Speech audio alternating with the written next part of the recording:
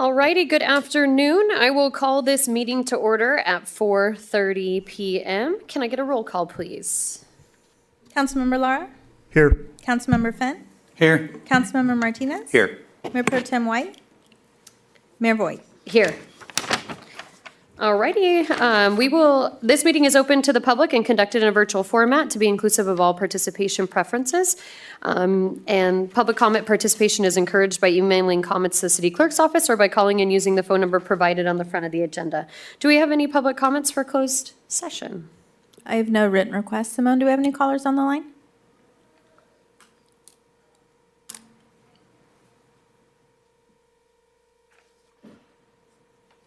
Simone, can you hear me? Do we have any callers on the line?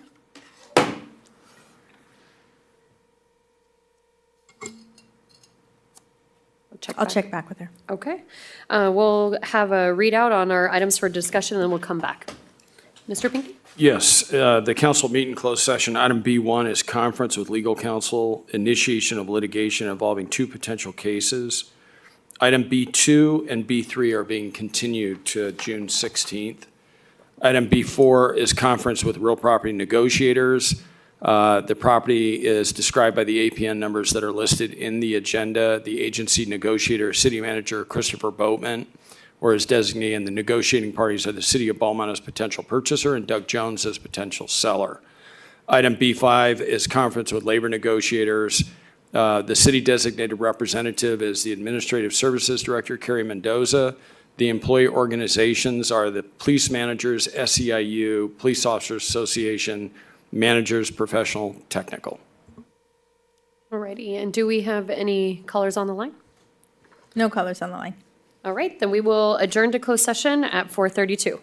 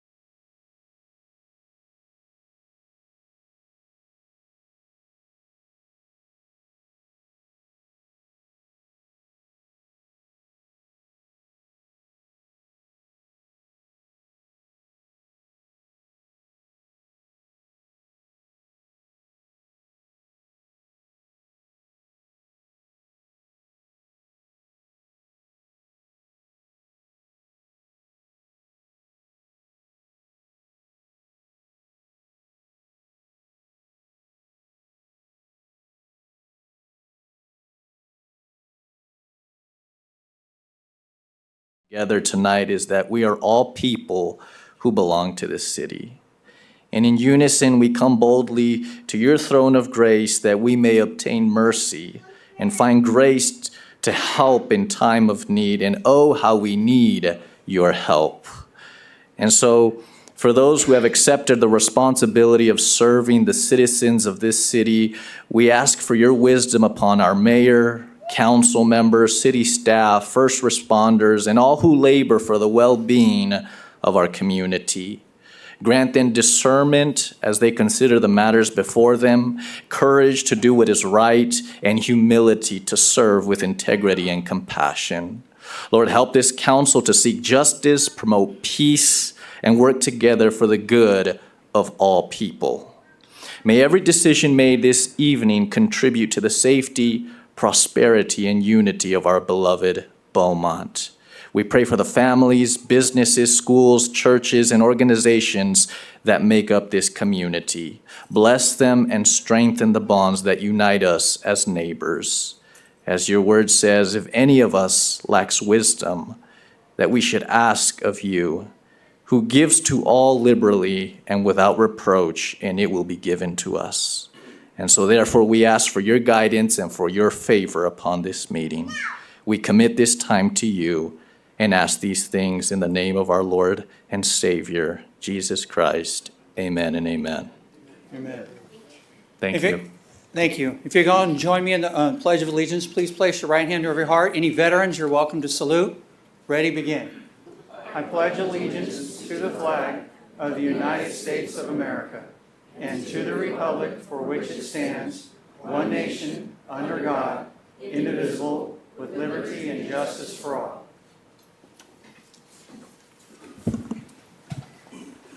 Thank you very much for that. All right, we will be moving on to adjustments to the agenda. Do we have any adjustments? All right, seeing no adjustments at this time, we will move on to any conflicts of interest. All right, none at this time. So we will move on to announcements, recognitions, proclamations, and correspondence. And today, we have the honor of swearing in formally our new city manager, Chris Boatman. So Mr. Boatman, if you'd like to join me down at the podium.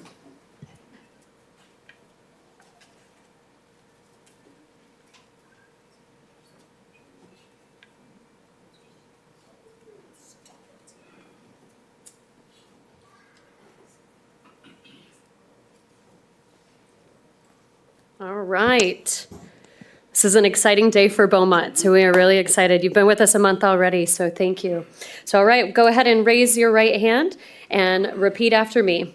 I state your name, Chris Boatman, do solemnly swear do solemnly swear or affirm or affirm that I will support that I will support and defend the Constitution and defend the Constitution of the United of States the United States and the Constitution and the Constitution of the State of California of the State of California against all enemies, against all enemies, foreign and domestic, foreign and domestic, and that I will bear true faith and that I will bear true faith and allegiance to the Constitution and allegiance to the Constitution of the United States of the United States and the Constitution and the Constitution of the State of California. of the State of California. I take this obligation freely I take this obligation freely without any mental reservations without any mental reservations or purpose of evasion. or purpose of evasion, And I will well and faithfully and I will well and faithfully discharge the duties discharge the duties upon which I am about to enter. upon which I'm about to enter. Excellent. Congratulations.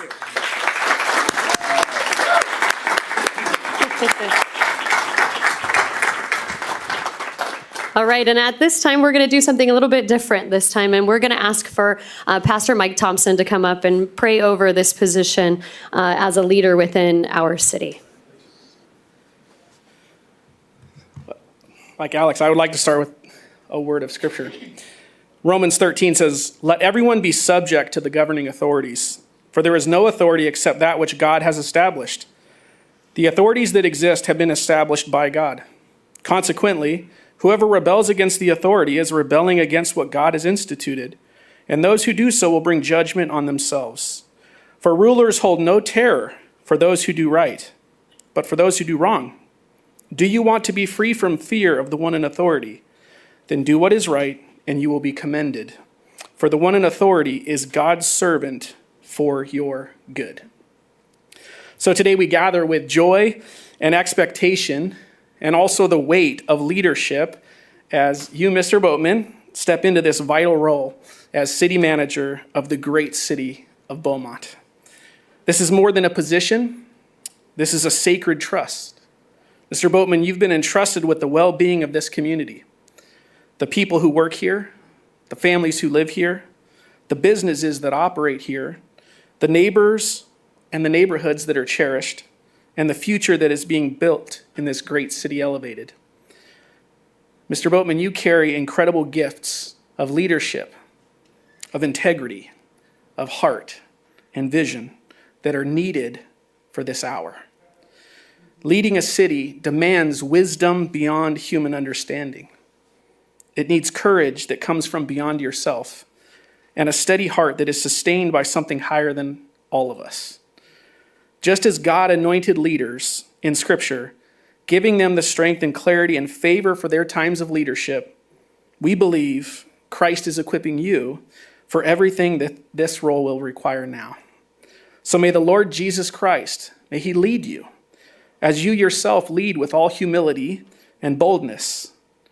May you listen with compassion and make decisions with all grace.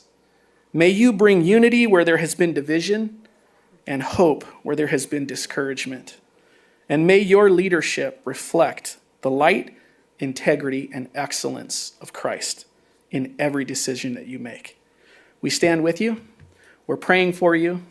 We appreciate your service. And so I will anoint you in the name of our great God and King, Jesus the Christ. And then we will pray. So I anoint you in the name of Jesus. Anoint you. Thank you, Jesus, for this incredible act of stepping into leadership, Lord. We know that it is not without great consternation inside of a man, inside of a woman, to step into roles like this. And so we pray that your great wisdom would be upon, as was already prayed, would be upon our brother, Christopher Boatman, and that you would bless him with incredible favor in the city, with the staff, with the council, with the first responders, and everyone who works in this city and calls this city home. Endue him with great power, wisdom, understanding, and discernment, and bless him for this work. In Jesus' holy and precious name, amen. Amen.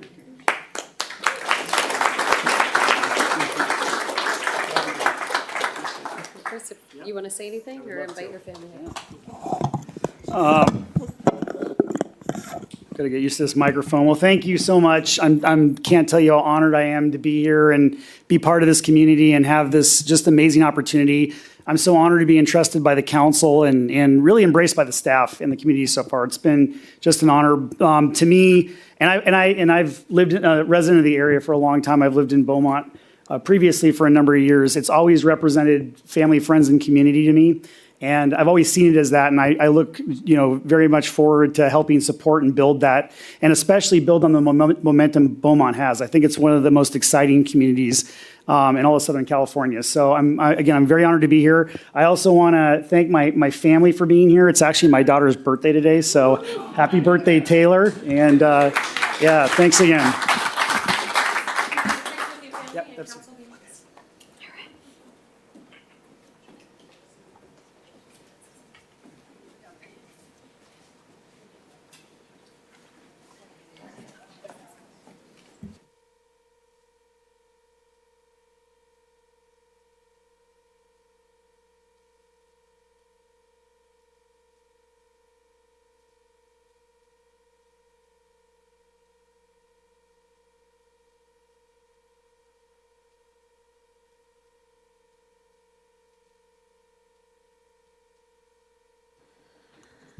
And just a quick word to the family before you go. We appreciate the sacrifice that you guys put into this as well. We know that with any public service, it takes a village, and so we appreciate you guys as well. So thank you for being here to support. All right, we will, in speaking about public service, we have an exciting new opportunity as well, as we will be witnessing the swearing in of one of our new police officers as well. So I'd like to bring Chief forward, and we will go through that process.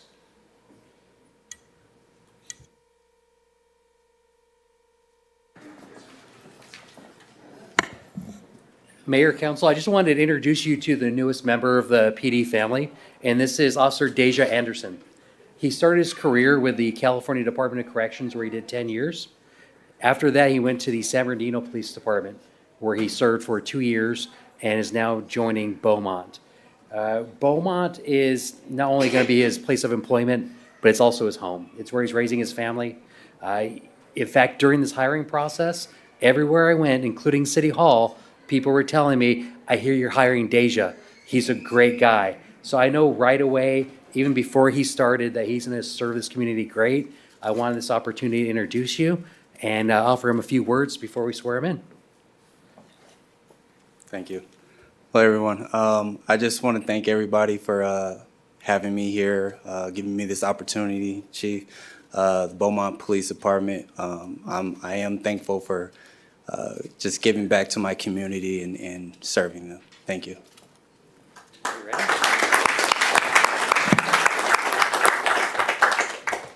Go ahead and raise your right hand. I state your name.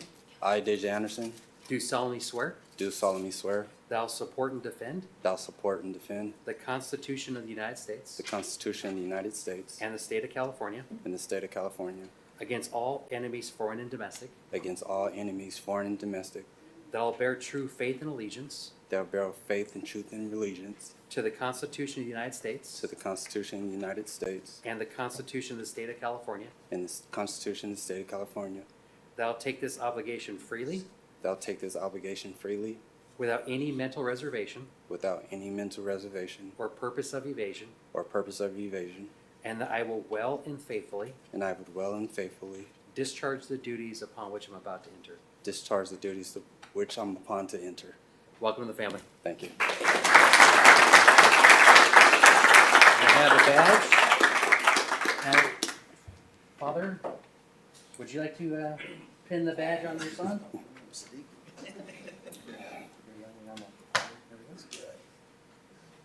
The more blood, the better.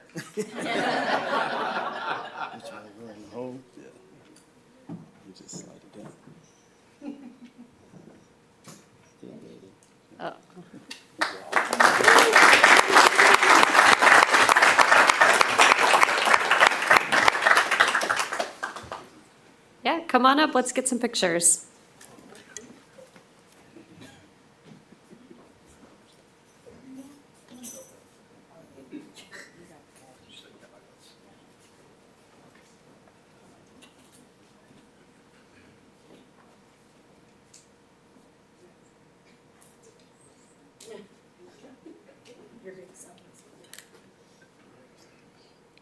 All right, everyone looking at me? Okay, ready? 1, 2, 3. One more for good measure. 1, 2, 3.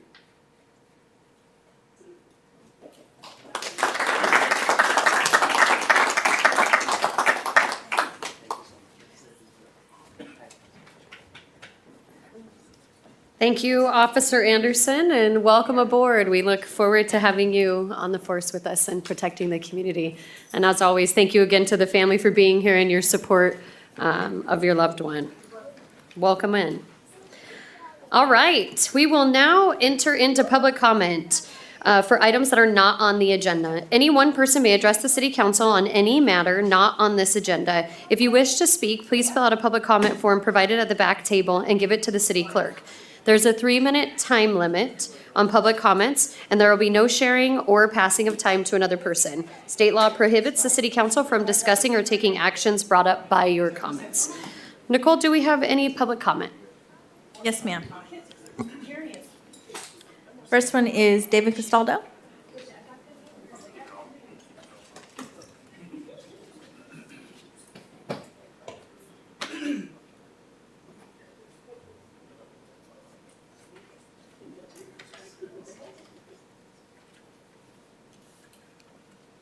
Thank you, Mayor, distinguished council members, and you too, Lloyd.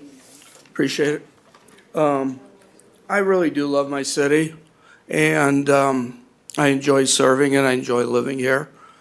Some of the things that the council has done has made that more of an enjoyable experience. Those are two tough acts to follow, I'll tell you the truth. But I think I'm very lucky to live here. I think we are all very lucky to live here. I think we're all very lucky to live in this time. I have the luxury and the privilege of having a man that died for me on a cross, that paid for my sins. And I also have at least 15 blood relatives that were in the Revolutionary War that died, so I can have the right to speak and vote today. I take my patriotism very seriously. About a year ago, I was notified by the Department of Defense that I had a relative that was on the Arizona on December 7th, 1941. They wanted DNA, and I guess it was confirmed that I have a third cousin once removed that passed away, and I made it a point to visit that site.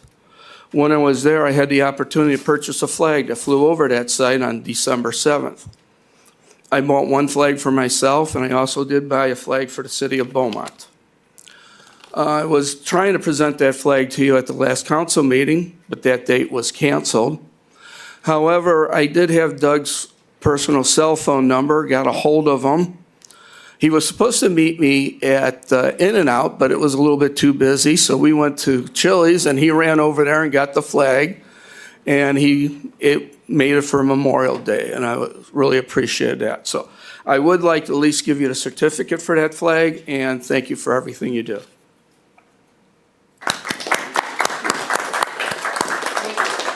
Thank you, Mr. Castaldo. We appreciate that contribution. It was an honor to have it flying over our Memorial Day ceremony, and we truly appreciate that. You're very welcome. Thank you. Yes, and I love the new fire engine, by the way. Oh, thank you. All right. Next speaker is Roger Burke.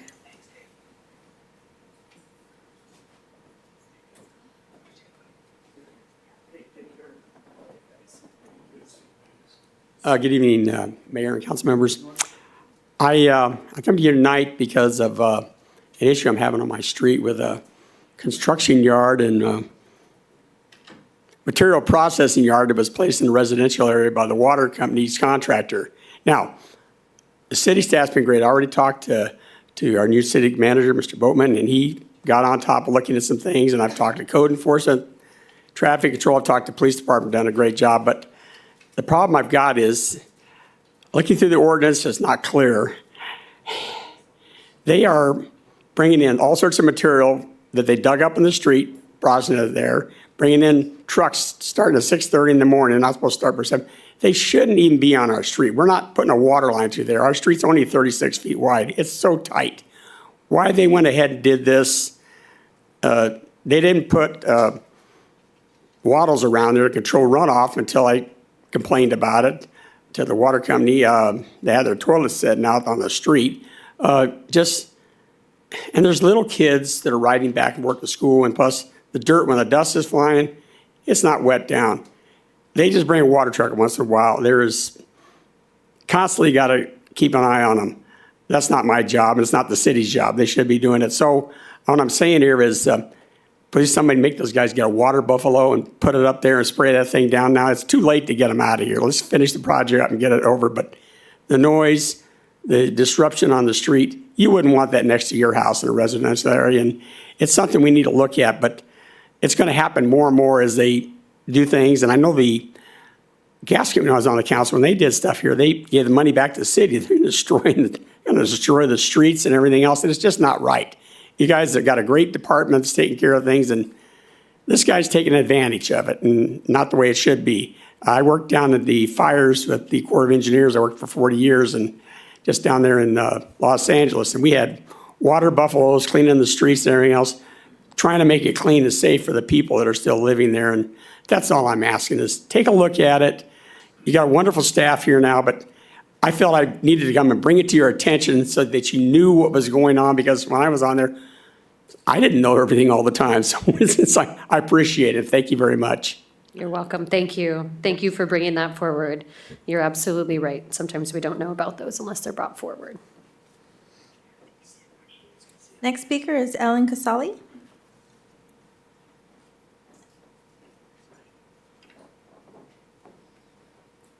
Hi, Mayor and council members. over the past 4 years, I live right by Sundance, okay, on 8th Street. In between Xenia and Pennsylvania, it's become a racetrack, especially going east. I don't know what they think. They leave that stop sign and they gun it. I'm a half block away from Sundance. On March 28th, a guy flew through there, broke the telephone pole in 2 places. He was going so fast. We have it on a video. He had been going 60, 65. I mean, my husband and my great-granddaughter were just out there. Thank God they weren't there when this happened. He took out a 30-foot queen palm that split in half. He took out 2 cypress. Anyway, lots of property damage. My point is that we need speed bumps. We really do need speed bumps. The guy across the street from me, 2 weeks after this happened, a car hit 2 cars parked in front of his house. He lost both cars. The guy didn't have insurance. The year prior to this, the same thing happened. The year prior to this, a lady came through, ran that stop sign, took out 3 cars from across the street. A lot of it's going east. I don't understand it. Maybe they're leaving, they think they got a clear shot all the way to Pennsylvania. All I'm asking is your consideration in putting in some speed bumps. We are right by Sundance Elementary, and it's dangerous. I've seen them. I'm out there watering in the morning, and I see them going to Sundance, and I mean, they're whizzing by. Sometimes I yell, slow down, but okay, thank you for hearing me. Thank you. Thank you, we appreciate that. Can we make sure just to get the contact information? Thank you. Robert will grab it. Next speaker is Tony Rossetti.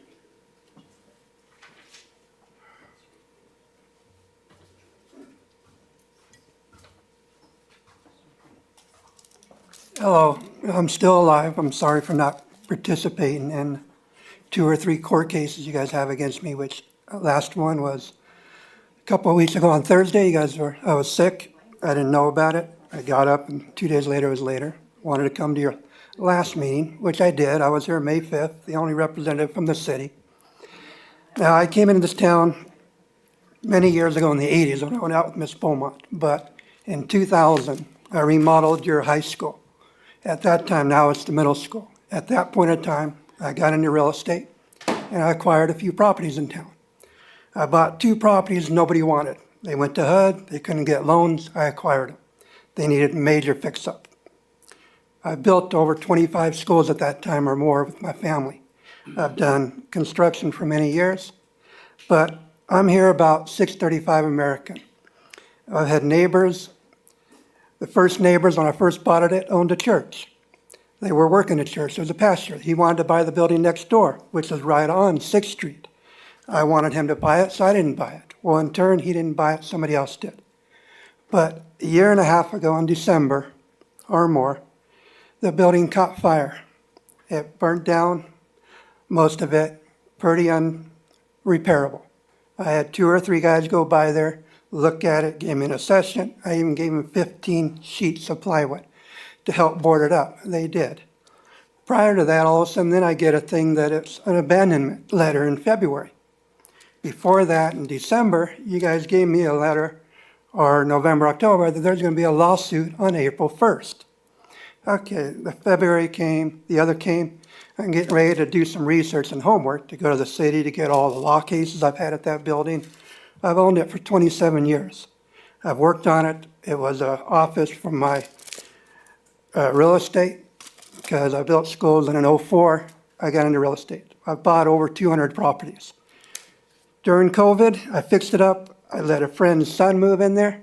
All of a sudden, he wouldn't let me in there to work on it. It wasn't even done. He took over the whole building. I really haven't worked on it since then. All I'm asking is, I had a checkbook, it's in my other truck, that I know I owe you some fees on things. You guys had a court case Thursday of last week, a week before, saying you're giving Mr. Adams, which at the time when I met Adams or Mr. Dobbs, I told code enforcement, put it on the tax roll, I'll pay everything, I pay everything else. You call my building abandonment, but yet for 27 years, even last December, I recovered the taxes.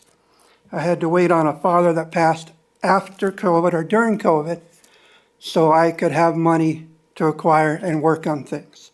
That happened. I finally have money to do things, but then you guys took my building away. I know it takes more than 3 minutes to get over the things that I've done in the past, and my time is out. I'd like to talk again. If I could add others for it, fine, or if I can extend it a few more. My object is to fix up things. I'm in 5 lawsuits with 5 cities. I have over 200 properties that I can take care of. But since COVID, after a loss of my dad, it wasn't worth it. Back in '01, when I came into this town, I lost my mom, back right before COVID. So I left you my phone number. If I have to write you a check, I have 3 or 4 guys that want to buy it. But last Thursday, you guys sold my building. You gave it to the guy that have boarded it up for 5 times during COVID, which isn't right to take it away from me. It's one of my retirements. Every 2 years, I can sell a property, and I can put money in the bank if I want. Okay. We'll get your information, Mr. Rossetti, and we'll be in contact. Simone, do we have any callers on the line? We have no callers at this time.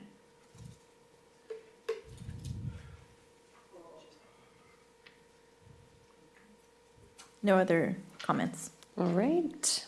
All right. Any other comments? Okay, then we will be moving on to our consent calendar. Do we have any items to be pulled for discussion? Mayor, I just want to add on that, I'm not suggesting an item be pulled, but on item G11, I just want to amend the motions on that to state execute and finalize. So you'll see that several times within that paragraph. So wherever there's the word execute, it'd be execute and finalize. All right. Seeing nothing to pull, I'll entertain a motion. Mayor, I'll make a motion to approve the items on consent calendar from item G1 through G11 with the modification to G11 indicating execute and finalize as indicated by the city manager. I'll second. And can I get a roll call, please? Councilmember Laura? Yes. Councilmember Finn? Yes. Councilmember Martinez? Yes. Mayor Pro Tem White? Yes. Mayor Voigt? Yes. You know what? Did I ask for any public comments on consent? No, but I can check. I have no written requests. Simone, do we have any callers on the line? We have no callers at this time. All right. Excellent. All right. We will move on now to Youth Council. Thank you, Mayor. So just for the year-end recap, so May marks the last month that Youth Council meets. And as you can imagine, a lot of the seniors are doing their senior activities this week. So I am given the task to go over the recap. So just a couple of things some things I want to point out. So basically what we do every year at the last meeting is recap what's gone over, what were our objectives, did we accomplish those, kind of give some highlights and so forth, and we discuss them as a group. So the recap for this year shows that the Youth Council participated in 3 city events. They gave report outs to 3 city council meetings. They established their goals and objectives at the beginning of the year. They implemented a new Youth Council logo. They collaborated with the Banning Youth Council. They toured the city using one of our transit buses and stopped at several sites, and they were really nice to see some of the part of the town they're not used to seeing. They attended 6 committee meetings. They completed a citywide survey as a group, and we had 4 guest speakers come to the meetings for review of different departments.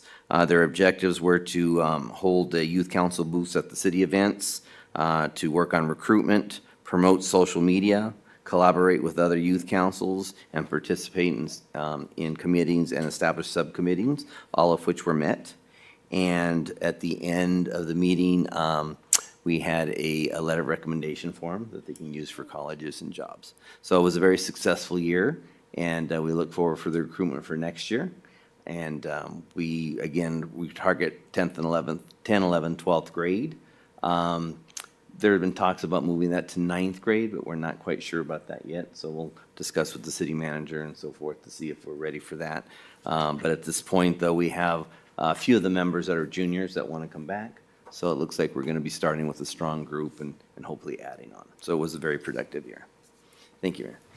Great, thank you for that recap. It was always nice to have their enthusiasm here, and the report outs were always well. I think their public speaking was excellent this year. All right, public hearings. We will head to our first public hearing, I-1. First reading and introduction of an ordinance for annexation number 1 Baldwin Ranch into Community Facilities District number 2025-M for maintenance services. And we'll have a staff report by Mr. Short.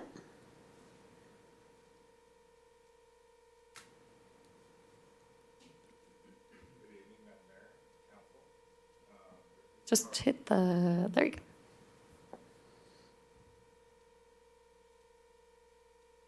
Yes. Good evening, Madam Mayor, Council. Tonight on the agenda, you have the consideration of the annexation for TTM 38879 Baldwin Ranch to CFD number 2025-M Maintenance Services. Tonight, the public hearing, this is to receive the public input on the annexation number 1 for Baldwin Ranch to both to the CFD 2025-M. Consideration of the annexation and authorization of the special taxes, conduct a landowner election for all annexations, and consider resolutions qualifying and certifying election results, and then introduce the ordinance to levy the special taxes on 25-M. Here in the picture, you can see this is the project description. It's on the northwest corner of 11th Street and Pennsylvania Avenue. It's roughly about 2.3 acres with 10 detached single-family residential units. CFD 2025-M maintenance services is what it is maintenance. So this is to fund maintenance of streetlights, streets, and pavement, parks, and graffiti abatement. The annual special tax rates are $577 per residential unit. For special tax A, there is a contingent tax on the, just in case the POA doesn't take care of it, which would be $316 per unit, residential unit. The escalator on this would be CPI or 2% annually, the greater of. So for election, landowner election is required, no registered voters, 0 registered voters within the annexation area. Under the act, the landowner receives 1 vote per acre and portion thereof, and the developer has executed consents and waivers to expedite the election timelines. The recommendation for the actions is to adopt the resolution calling the elections, conduct landowner elections, adopt resolution, certified election results, introduce the ordinance, and authorizing the special tax for 25-M. And I'm here if you have any questions. All right, thank you for that report. So I will open up this public hearing at 6:50, and we'll start with public comment first. Do we have any public comment? I have no written requests. Simone, do we have any callers on the line? We have no callers at this time. Okay, and then has the deputy city clerk received written protest to any of the matters addressed in this public hearing from any registered voters or landowners of more than 50% of the acreage located within the property to be annexed to Community Facilities District number 2025-M? I've received 0 written protests. Okay, so I will close this hearing at 6:50 and open it up for any council discussion. Councilmember Martinez? Okay, Mayor Pro Tem? Yeah, so this is Facilities District number 2025-M. Have we had any action on this up to this point? Is this the first time it's come to us? Yeah, first time. And do we have a development? A lot of the other Melrose districts that we created because there was a development agreement which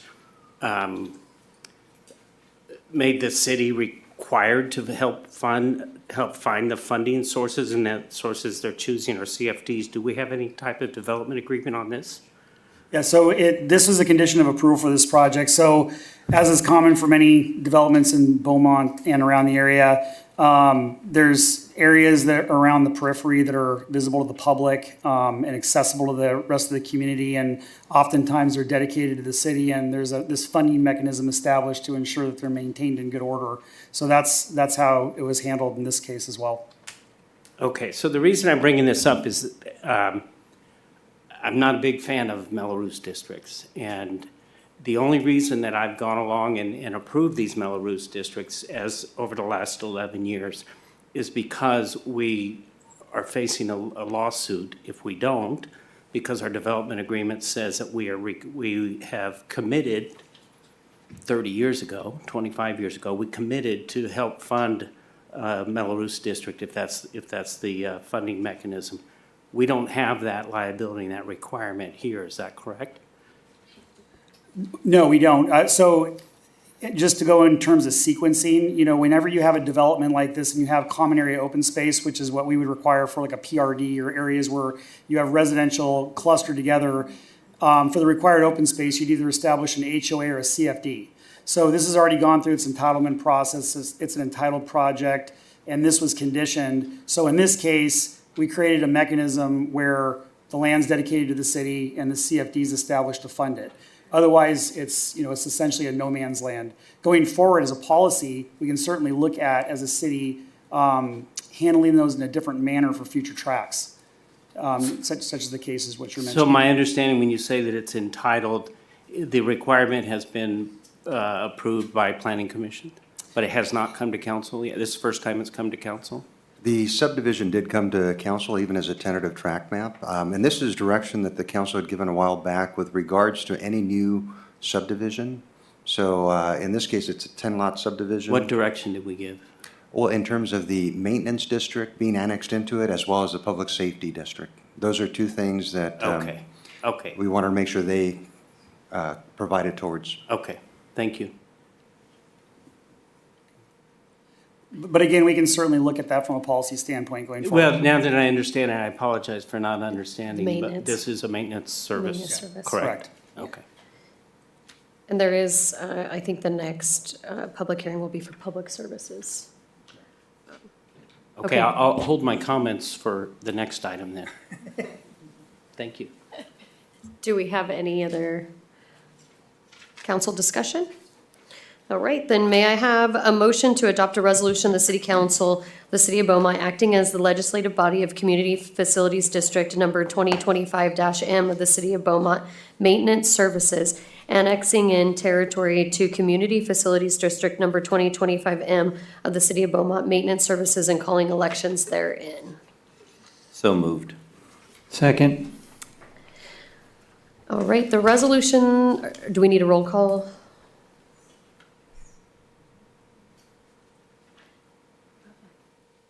Roll call.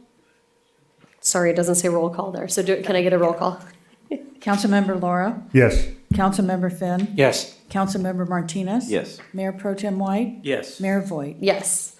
The resolution that we have just adopted calls for elections within the property to be annexed to CFD number 2025-M to approve such annexations and to authorize the levy of the special tax in accordance with the rate and method of apportionment to provide certain services within such property, which is to be held at this time by the Deputy City Clerk.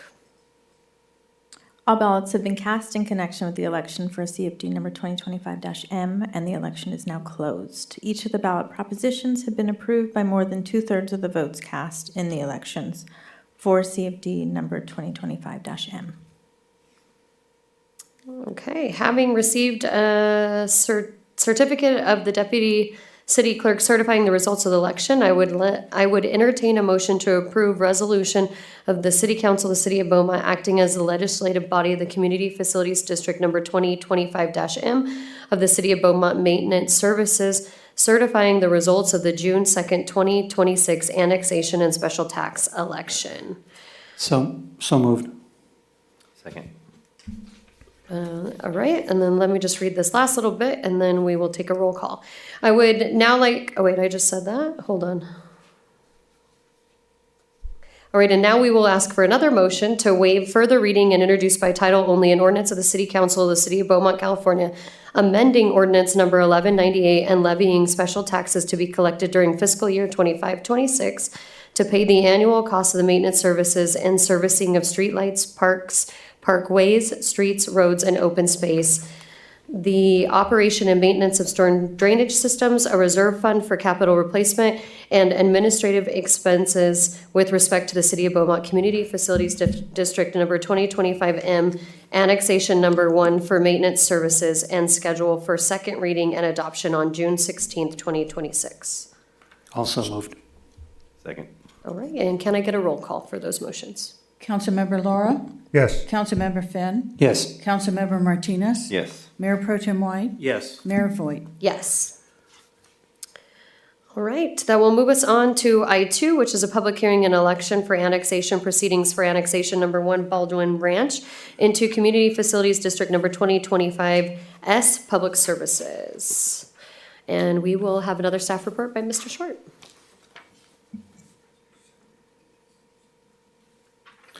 Good evening again, Madam Mayor, Council. Again, this is for the consideration of the annexation for 2025-S Public Services for TTM 38879 Baldwin Ranch. So tonight's public hearing is to annex in Baldwin Ranch into CFD number 2025-S Public Safety Services or Public Services, the consideration of the annexation and authorization of special taxes and to conduct a landowner election. Consider resolutions calling and certifying election results and introduce the ordinance to levy the special taxes against CFD 2025-S. Again, the project description, the location is on the northwest corner of 11th Street and Pennsylvania Avenue, roughly about 2.03 acres. Is going to consist of 10 detached single-family residential properties. CFD 2025-S Public Services. The purpose is to fund essential public safety services, police protection, fire suppression, paramedic, and emergency response services. The annual tax rates are $639 per single-family residential unit and $526 per multifamily unit. The escalator on this is the greater of CPI, or 5% annually, beginning in fiscal year 2026-27. Again, this will require a landowner election required, but no registered voters. Under the Act, landowner receives 1 vote per acre or a portion thereof. The developer has executed consents and waivers to expedite the election. Adopt recommended actions is adopt the resolution calling the elections, conduct landowner elections, adopt resolution certifying election results, and introduce the ordinance authorizing the levy of special taxes for CFD 2025-S Public Services. And if you have any questions. All right, thank you. And I will open the public hearing at 6:59. Do we have any public comment? I have no written requests. Simone, do we have any callers on the line? We have no callers at this time.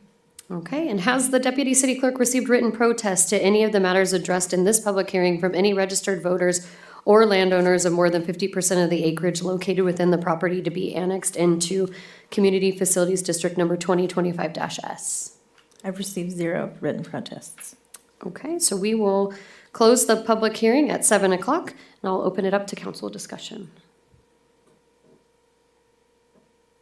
All right, and seeing none, may I have a motion to adopt a resolution of the City Council of the City of Beaumont acting as the legislative body of the Community Facilities District number 2025-S of the City of Beaumont Public Services, annexing territory to Community Facilities District number 2025-S of the City of Beaumont Public Services and calling the elections therein. So moved. Second. And can I get a roll call? Councilmember Laura? Yes. Councilmember Finn? Yes. Councilmember Martinez? Yes. Mayor Pro Tem White? Yes. Mayor Voigt? Yes. So the resolution that we have just adopted calls for elections within the property to be annexed to CFD number 2025-S to approve such annexation and to authorize the levy of the special tax in accordance with the rate and method of apportionment to provide certain services within such property, which is to be held at this time by the deputy city clerk. All ballots have been cast in connection with the election for the CFD number 2025-S, and the election is now closed. Each of the ballot propositions have been approved by more than 2/3 of the votes cast in the elections for CFD number 2025-S. All right, and having received a certificate of the deputy city clerk certifying the results of the election, I will now entertain a motion to approve resolutions of the City Council of the City of Beaumont acting as the legislative body of the Community Facilities District number 2025-S of the City of Beaumont Public Services certifying the results of the June 2nd, 2026 annexation and special tax elections. So moved. All right, and can I get a roll call on this one, please? I'll second that. Oh, thank you. Councilmember Laura? Yes. Councilmember Finn? Yes. Councilmember Martinez? Yes. Mayor Pro Tem White? Yes. Mayor Voigt? Yes. All right, thank you. And now we will move on to I3, the public hearing for our fiscal year 2026 27 to 28, 29 short-range transit plan. And we will have a staff report by Mrs. Mendoza. Good evening, Mayor and Council. Before you, you have the 26, 27, 28, 29 short-range transit plan. My staff had some emergencies, so they are not here to present this evening, so you are stuck with me. All right. Let me bring it up. They didn't send, the presentation is attached in the agenda. I don't have it in a PowerPoint format to share, I just learned, so I apologize for that. So I thought I would just focus on the actual staff report, and then if you have any questions, we can go off that, if you have any objections. So in the short-range transit plan, we have a couple proposed changes. We're gonna restructure Route 2 and remove some duplication of service that heads out to Morongo and the casino. Let me bring it up really quick. And just as a quick review, so currently transit provides 3 weekday local bus routes, 3 weekday peak bus routes, 2 commuter link routes, two routes operate on Saturdays, and then we also offer a dial-a-ride and ADA service. I think you're all pretty familiar with that. So proposed changes going into this year, like I said, are Route 2. We're proposing to remove the duplicate service to Morongo and Cabazon. Banning and responds out there, and we also share, from our site at Highland Springs. So quick recap of our projected annual boardings. So our boardings are back to pre-COVID levels and still rising with our youth passengers, as most of you know. So over 142,000 projected annual boardings. We offer over 22,000 hours of revenue revenue service hours. I love how they tongue twisted me right there. And over 576,000 miles traveled. We do fare promotions throughout the year to increase our ridership. We've done major rider outreach this past year. As you all know, we're undergoing our comprehensive operational analysis.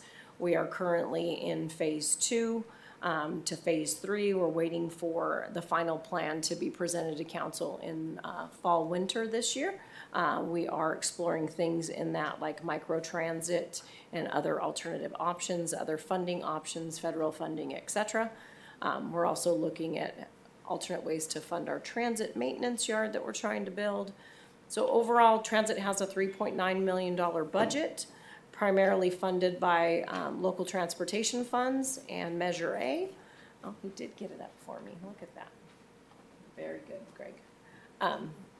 Thank you. And then other grants. We do our best to seek out as many grants as possible.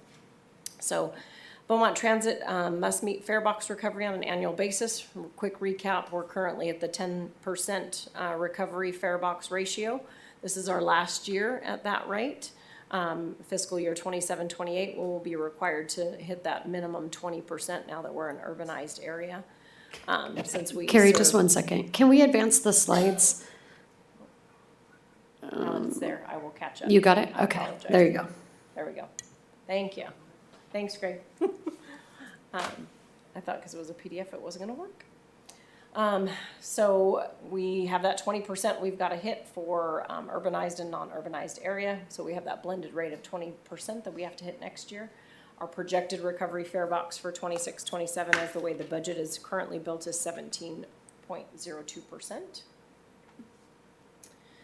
We have a capital budget of 4.2, almost 4.3 million, and that's primarily to maintain equipment, upgrade our cellular router devices online so that we can ensure that real-time passenger or bus location data for the passengers. Keep our passenger information systems up to date, retrofit those, and continue our zero-emission bus platform. So the recommendation this evening is to hold a public hearing and adopt the fiscal year 26-27 through fiscal 28-29 short-range transit plan for submission. And as a caveat, this plan has been submitted to RCTC in draft format. They do always come back with recommended changes and suggestions. So in its entirety, as it stands today, it should pass RCTC's measures as an FYI. And with that, I'm happy to answer any questions. I know there were some questions initially about fare box and recovery and where we're at. So if you have any questions, I'll answer those. Alrighty. I should say. Well, I will open up this public hearing at 7:07. And do we have any public comment? I have no written requests. Simone, do we have any callers on the line? We have no callers at this time. All right, so seeing none, I will close the public hearing at 7:07 and open it up to council discussion. Councilmember Martinez. Yeah, just a quick question. Are they continuing the grant for the Youth Ride Free program for 26-27? That has not come through to my knowledge yet. They have not determined that. That was the last update I had from staff, is they were still waiting on direction. Has there been a campaign then to notify parents that it'll be having to pay next We year? will, once we know for certain. For sure, okay. That's all. Absolutely. Thank you. We meet with the school on a regular basis, try to keep them apprised, and we'll still have manageable bus passes and rates that are reasonable for the families. Councilmember Lara. Thank you, Mayor. I appreciate the efforts that are being made to monitor the on-time success. Also like to know on the comprehensive operational analysis that's identified in the report, when do you plan on bringing that back to council? That should be late fall, early winter this year. Fantastic. And then I think I ask this every year when we're looking at that 20%. It's good to see that there's an increase in numbers, so you're comfortable that, We're inching up every year, so the trend is showing that we'll be very, very close next year. And we'll be very, very mindful of that when we build next year's budget based on ridership trends and budgeting, capital, et cetera. What counts towards fare box and what doesn't. thank you very much. That's all I have, Mayor. Mayor Pro Tem White. Yeah, somewhere in here, I can't find it now, but there is a mention of maintaining and the current bus stops. Can we add bus stops? We can. Okay. We need a bus stop in front of 106 Yes. Oh, yeah. because the kids are all over those hills and they're gonna fall and they're gonna sue us. And I actually have an update from the transit manager for you. The COA is looking at that location. Okay. The issue right now is they don't have anywhere to turn around, I guess, and they asked Olivewood if they could pull in to turn around, and we're told no. So it's merely trying to find a route that's safe for the bus to turn around and get out of there, I guess.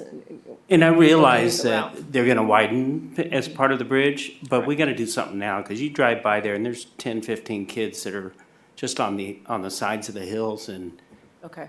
I I'll see if there's anything we can do sooner than that, because part of the COA is a bus stop improvement plan. Right. That includes the addition or elimination of bus stops, where they should go, where they should be. So We're I probably will see if okay we can move until that up. August at this point, right? The summer break, yeah, we'll try to get Oh, something by the way, in when place you by then. said late fall, early winter, when is that? It should be sometime between September and December. Okay, because I never know when we go from fall to winter. We go We live in summer to California. winter. This is true. This is true. Welcome to California. That's on the slide from the COA. Councilmember Martinez? Yeah, just to follow up, I can see you later about the contact information for Olivewood. You know, that seems absolutely insane to say no, it's half of their people in there. So I'd like to follow up with him. Okay. We'll talk. We can Thank do you. that. Absolutely. Alrighty. Seeing no other further discussion, I'll entertain a motion. I make a motion to adopt the fiscal year 2026 through 27 through fiscal year 2028-29 short-range transit plan for submission to Riverside County Transportation Commission with any recommended changes. I'll second. Can I get a roll call, please? Councilmember Laura? Yes. Councilmember Finn? Yes. Councilmember Martinez? Yes. Mayor Pro Tem White? Yes. Mayor Voigt? Yes. All right, and that will move us on to the fourth amendment to the fiscal year 2026-2030 capital improvement plan. And we will get a staff report by Mr. Vestal. Yeah, thank you, Mayor. If I can share my screen.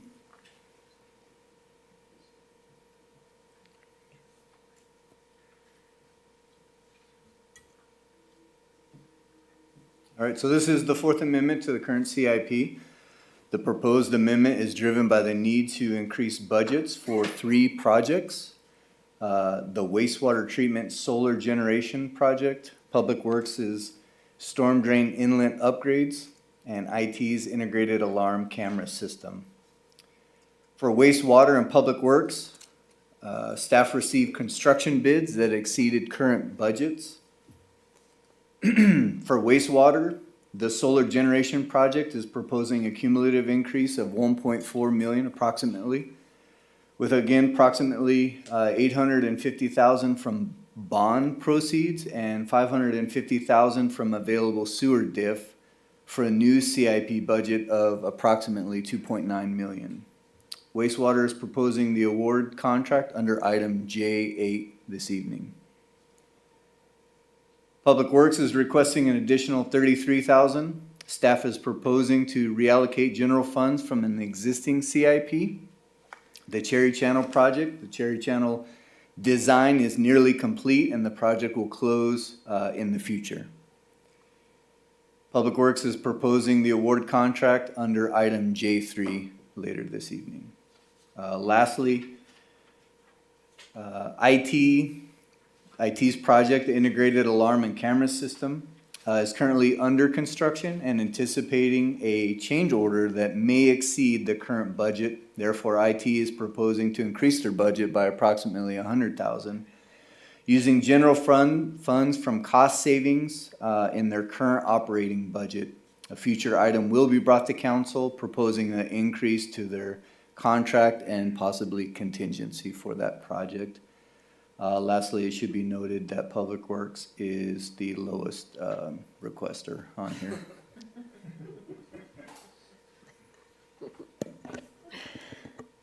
All right, thank you for those comments, and I did notice you were wearing a green tie today because you were asking for money, although the lowest. All right, so I will open up this public hearing at 7:14. And do we have any public comment? I have no written requests. Simone, do we have any callers on the line? We have no callers at this time. Okay, seeing none, we will close at 7:14 and open it up for council discussion. Councilmember Finn? Yes, thanks, Mayor. So a question for staff. So I had the opportunity to get this question answered via email, but was going to ask in public format so staff could share it with the rest of the council and then be to the benefit of the public. So for the solar generation, the new budget is nearly double what the original projections were. And so Chris, could you take a moment and just explain the differences in that and how that came out? Yeah, absolutely. So the original CIP budget was approximately 1.5 million, a little greater than that. That was based on cost projections at that point in time. Since then, there's been a number of escalations in the market that have led to the cost increases that you saw in this bid, namely prevailing wage increases and also a strong demand for contractors in this sector right now because we're seeing the incentives for these programs dwindling away. So there's a big rush to try to get these installed while the incentives still exist, which, by the way, we are going for an incentive, and that will be discussed at a later agenda item. So this project, while the CIP budget was 1.5 million, it is fully funded through two mechanisms. Number one is our bond refinance proceeds, and number two is the reallocation of diff, which was discussed, of 550. What's really noteworthy about this item is the use of the bond sale proceeds must benefit all ratepayers with it. So this project is specifically relevant because the revenue that it generates will help offset the cost of running the wastewater treatment plant, which will in turn result in lower rates over time. So because of that, it's eligible. It's an eligible project, and staff felt like it was a good investment for DIF and those other proceeds.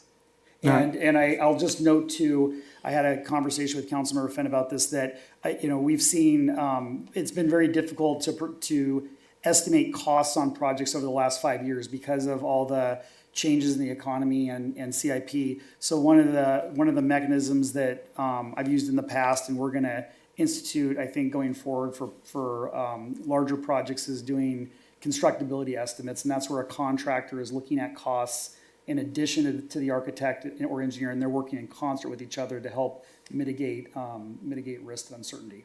All right, appreciate that. Thank you, sir. Thank you, Mayor. All right. Well, if we have nothing further, then I will move to waive the full reading and adopt by title only a resolution of the City Council of the City of Beaumont amending the 5-year capital improvement plan for fiscal year 26 through 30 and approve the budget adjustments. I'll second. And can I get a roll call? Councilmember Laura? Yes. Councilmember Finn? Yes. Councilmember Martinez? Yes. Mayor Pro Tem White? Yes. Mayor Voigt? Yes.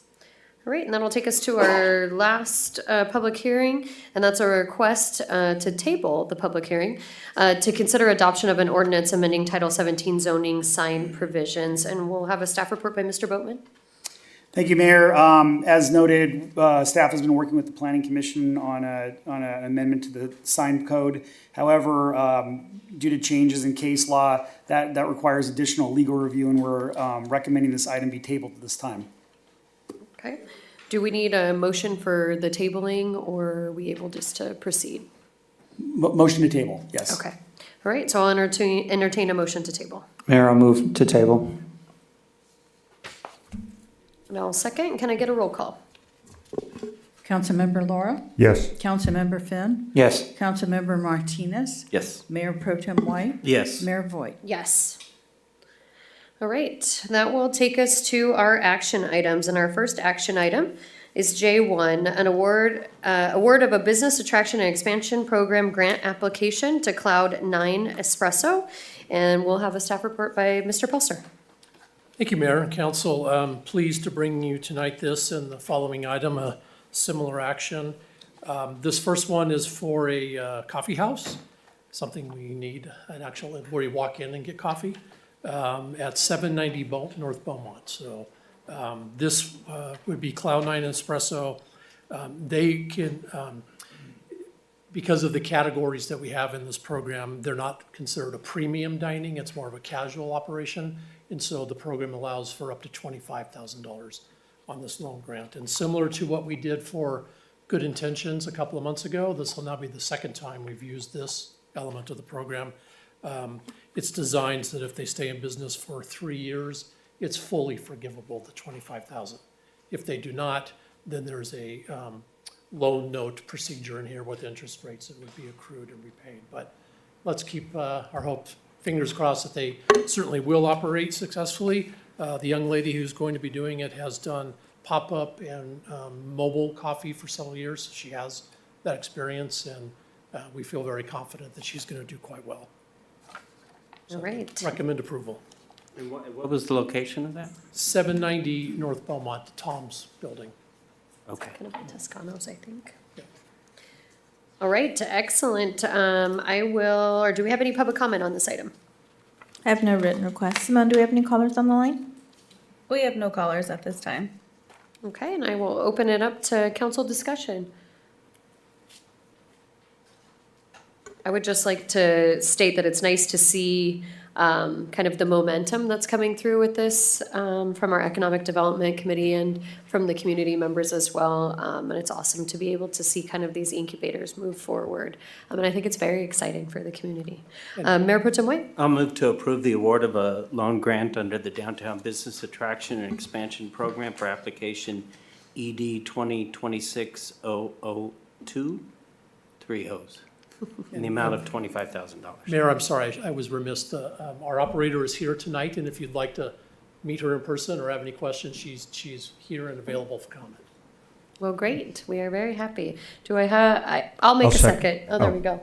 All right. Okay. Councilmember Laura made the second. Thank you. All right, and can we get a roll call, please? Councilmember Laura? Yes.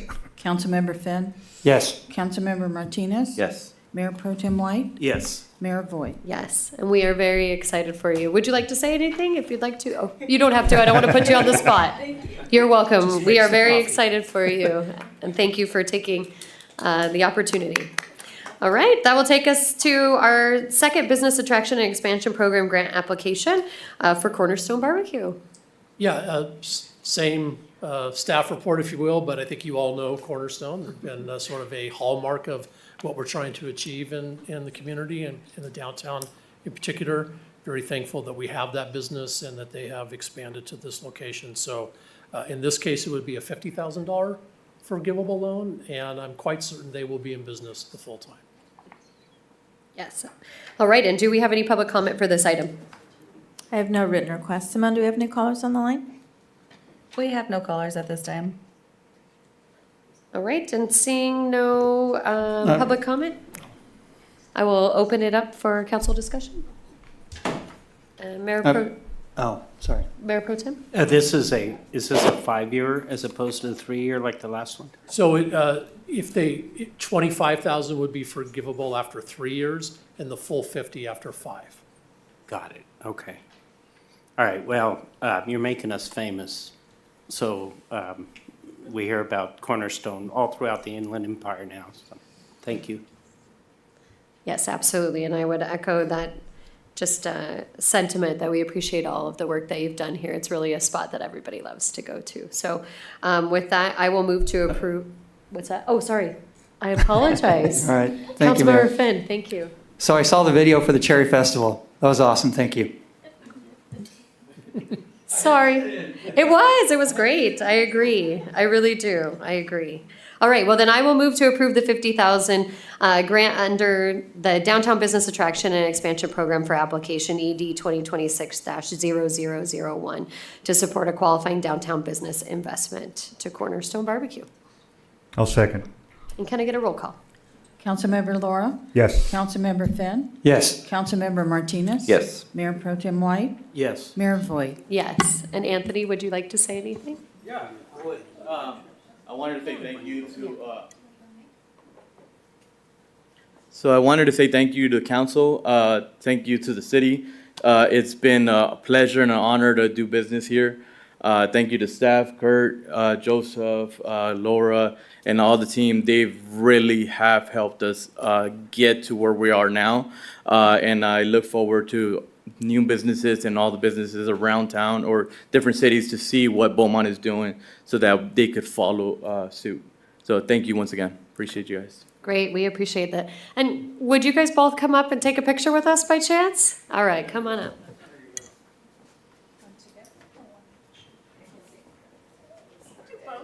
Okay, yeah, sure.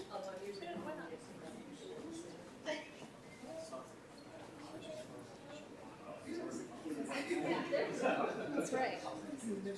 All right.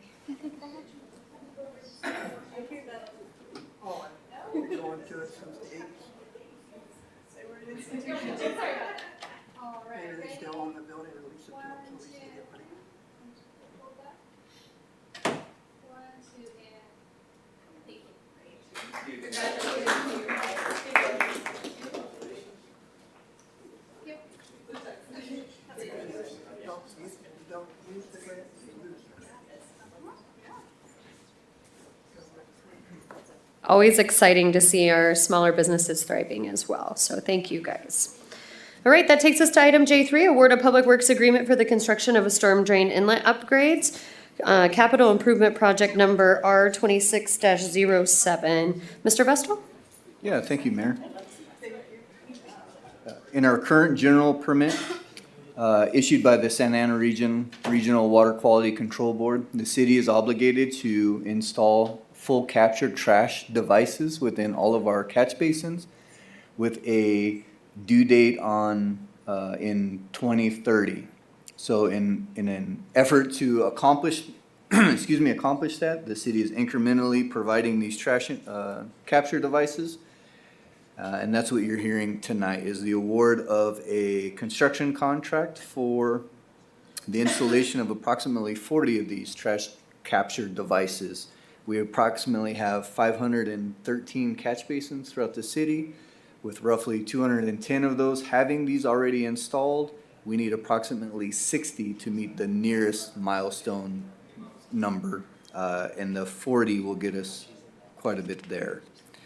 The city advertised for a competitive bid on April 8th. We received bids on May 12th. We received 4 bids, with Gentry General Engineering being the lowest, with a base bid of $120,000 approximately. The city staff is proposing a 10% contingency on top of that of approximately $12,700 for a total amount of $133,000. concludes my presentation. All right, thank you for that. Do we have any public comment? I have no written requests. Simone, do you have any callers on the line? We have no callers at this time. Okay, and I will open it up to council discussion. Mayor Pro Tem White? So you're familiar, because I think you were in on the flood control meetings. Banning's doing something similar to this, is that right? What they're getting support from the flood control to pay for some of the work that we're looking to do here? I'm not familiar with them getting funding for what we're doing here. I don't know if it was basins, it might have been the, I'm not sure. I thought it was catch basins, it could have been drains, storm drains, except that's a different piece. It is, yeah, this is Okay. exclusively catch basin. Because we approved support for Banning to get that done on the Flood Control Commission. So I'm just curious. This is a pretty notorious unfunded mandate of the water board that's hitting every municipality around us. And it's a pretty substantial requirement to basically capture all storm drain runoff before it exits the city limits. Yeah, I'm not familiar with other outside funding sources either. We'll certainly look into the one you're noting. Okay. Councilmember Fenton? Yes, thanks, Mayor. So question for staff. The additional, servicing requirement on the city to go in and clean those up, does that fall within the wastewater side of things? Or is it just strictly with just like general city maintenance and so forth? No, so it will be a function of Public Works and the annual operating budget. Okay, all right, thank you. These are things that when I went to school to be a nurse, I never thought I'd learn about. All right, well, anything else? Otherwise, I'll entertain a motion. Mayor, if there's nothing else, I make a motion. Where'd it go? Yeah. Recommended action. It's all. I apologize. To award and authorize the mayor to execute a public works agreement with Gentry General Engineering, Inc. in the amount of $120,264 for the construction of CIP R26-07 storm drain inlet upgrades and approved 10% contingency of $12,736 for a total not to exceed $133,000.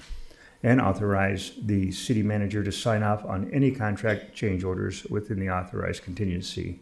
And authorize the issuance of a purchase order to the Gentry General Engineering, Inc. in the amount of $120,264 for construction of this project. I'll second. Can I get a roll call? Councilmember Laura? Yes. Councilmember Fenn? Yes. Councilmember Martinez? Yes. Mayor Pro Tem White? Yes. Mayor Voigt? Yes. That takes us to item J4, award a public works agreement for the construction of the Pennsylvania and First Street traffic signal upgrades. Capital Improvement Project number 25-13. Also, Mr. Vestal. Yeah, thank you, Mayor. Have IT share my screen, please? Thank you. So this project proposes to convert the through lanes on the southbound Pennsylvania Avenue into a combo left turn through lane. Additionally, staff observed the tendency for cars to form two through lanes on the eastbound First Street, where only one through lane exists. If you look at the photo, you can see the car on the very far right of the screen. I believe that is our current Deputy City Manager, Gus Romo, illegally driving. You said you were going to So to make this intersection safer, staff is recommending the restripe along First Street as well, to provide two distinct lanes. The project was formally bid on April 8th this year. The city received 11 bids. On May 7th, the lowest responsive bidder was Elecnor Belco Electric with a base bid of approximately $55,000. Staff is proposing a $10,000 contingency, which is approximately 18% of the contract. The staff report has additional information, including the full list of bidders and funding sources. Just a brief comment on Second Street Extension. The city is still proposing a traffic signal at Second Street. It is very close to this one. However, the safety of the left-hand turn movements on westbound Second Street are what's driving that traffic signal. So that concludes my presentation. Alrighty, thank you. Do we have any public comment for this item? I have no written requests. Simone, do we have any callers on the line? We have no callers at this time. Alrighty, then I will open it up for council discussion. Can I first ask that we get the screen back up really quick? Sorry.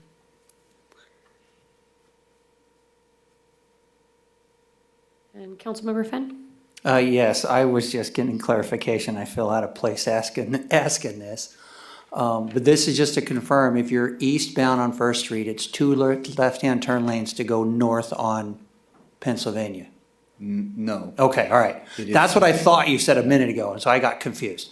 So the two is to then, if you're southbound on Pennsylvania, two left-hand turn lanes going east on First Street. That is correct. There's Okay. currently an existing through lane only, and that will be converted into a left-hand turn, also a through lane. All right, very good. And I just want to give a shout out to the public for bringing this up.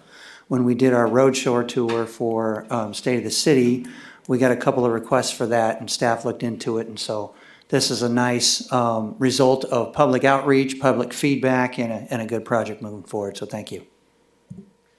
And then for further clarification, will we be restriping the eastbound lanes? Did you mention that as well or no? So the eastbound lanes are already 2 lanes. Okay. They're the receiving lanes. This will help effectively separate them, prior to the intersection.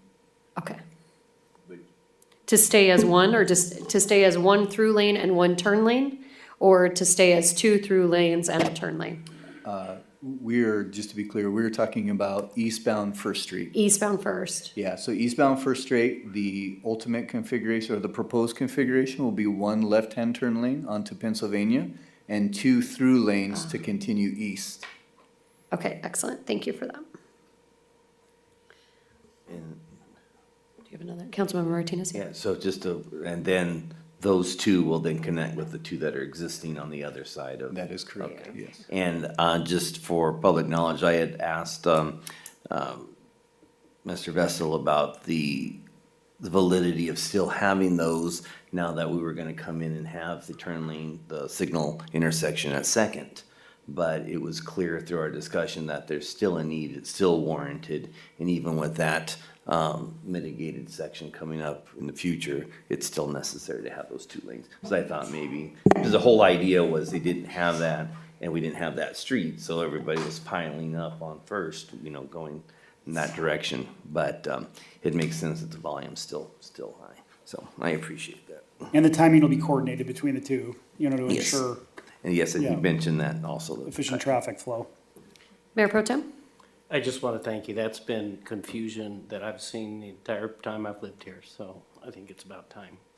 The eastbound 2 lanes. Okay, and entertain a motion? One more Oh, yeah, comment go or right ahead. question. Yeah, absolutely. So thinking forward in the future, when we have our grade crossing done and all the traffic that comes up from Hemet, San Jacinto, that is I'll call it a major thoroughfare, because a lot of people turn right on First, head to Pennsylvania and get on the 10 freeway and head eastbound. Would we then relook at this intersection when we are looking at the widening of First Street to potentially maybe even have 2 left-hand turn lanes heading north onto Pennsylvania, and that would be looked at again in the future? Would that? Yes. Okay. Absolutely. The southerly curb or asphalt on First Street is not in its ultimate width, and there will be a great opportunity to enhance that intersection with probably multiple left turn lanes and probably continuing the 2 through lanes. Okay, because I'd imagine when we finish the grade separation, that will become a popular route through there. So, all right, thank you. Alrighty, seeing no further discussion, I'll entertain a motion.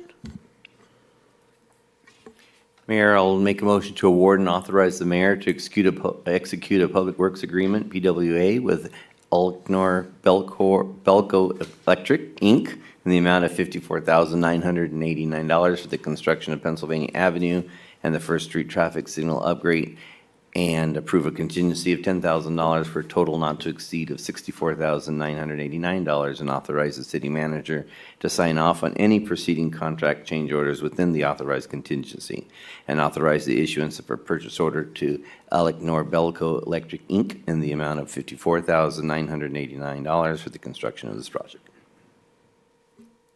I'll second. Can I get a roll call?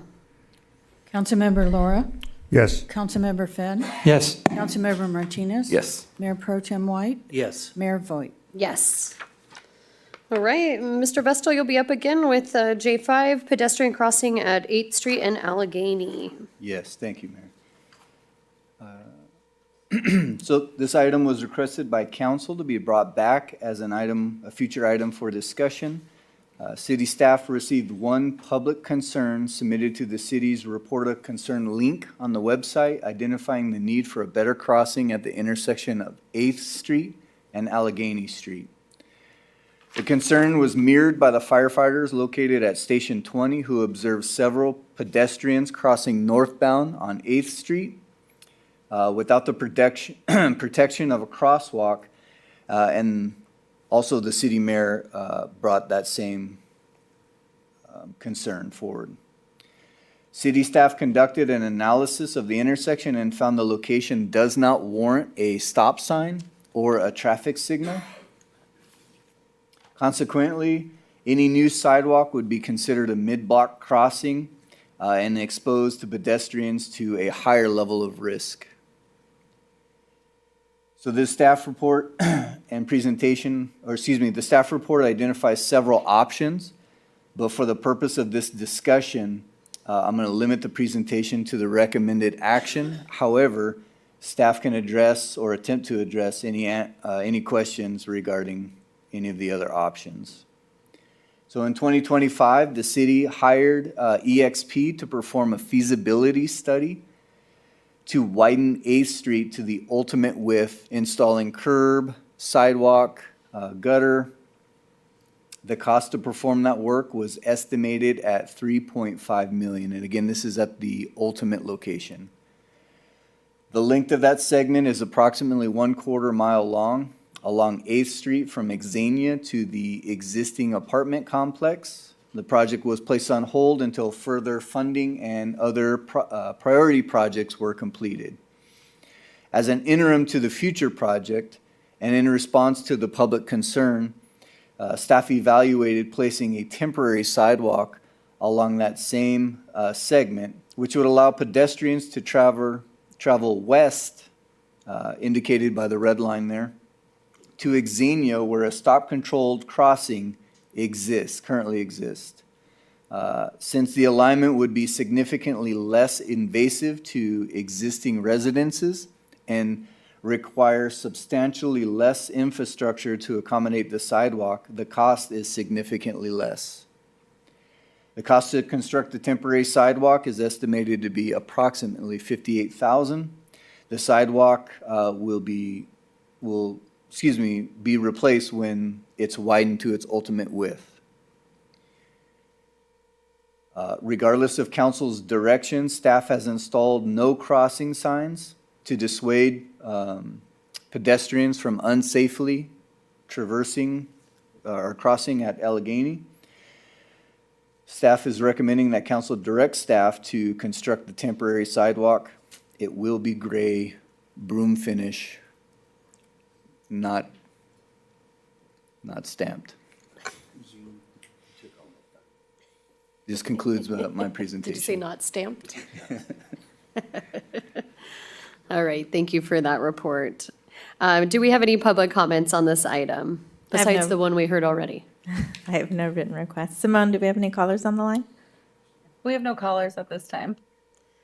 All right, with that, I will open it up for council discussion. I can start us off. Thank you for bringing this forward. I really, did we need something? Oh, okay. I really appreciate you guys bringing it forward and reviewing this. As I was driving back and forth along that street, I witnessed multiple students trying to run across that area. And the picture that you had shown there, if you could bring it back up again, sorry for that again. As you can see between Allegheny, where those apartments are, there are cars parked along the street. And in order to even see, to go across there, you can't even see around those vehicles, which is what creates that hazard there. Also, we have our police substation right across the street. And so it was just a little concerning for me. I do think that allowing access down the road in a safer manner through the use of sidewalks, I think is a good step towards safety in this while we work towards the ultimate goal of widening. And I think it would be a huge added benefit. I know that there was some discussion earlier about whether or not we've discussed this with the school and maybe looking for some outreach from the school as well. Obviously, we're at the end of school, but maybe something we can plan for next year to kind of establish some messaging from the school not to cross at that point, sending out some information through their parent square and things along those lines. But I think from a safety component, this also not just impacts the school, but also this is a heavy thoroughfare for people walking or riding their bicycles along that, and this creates a safer pathway with the sidewalk. So just kind of my two thoughts on that.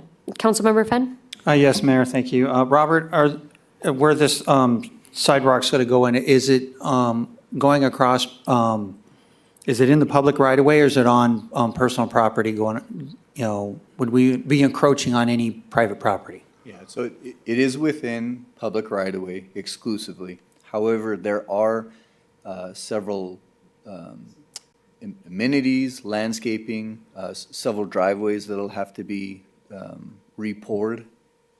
So that there will be a strong outreach from the city staff to just be in contact with these residents. Okay, so the goal then, if there's a driveway there already, that we, as we go through and pour that sidewalk, then it reconforms into their driveway and hopefully be a nice finished project for the home, or product for the homeowner, correct? Yeah, that is correct. And that'll be driven by, one, the ability to meet ADA requirements, and then two, just the general overall condition of their driveway. Okay, any trees that need to be removed or anything like that to add to the potential cost, or? No trees. There are some shrubs, particularly on the westerly portion. There's one resident that has a lot of hedges, and so staff is still kind of working out how we're going to approach that situation. Okay, and last question, any block walls along there that need to be removed?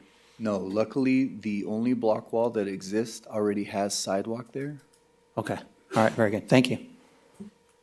Okay, Councilmember Martinez? Thank you, Mayor. So, I mean, there's a lot of things. So one, I think it's important to say that the need is absolute and the safety is absolutely imperative. However, there's some concerns I have that I want to throw out there. So when this goes in, you said it was going to be a little bit more narrow than a standard sidewalk, I think. Did you say that? No, It'll be, so it'll be ADA requirements. compliant, and we don't have any issues with that. Is it going to be with curbs, so it's elevated to make it different than the street?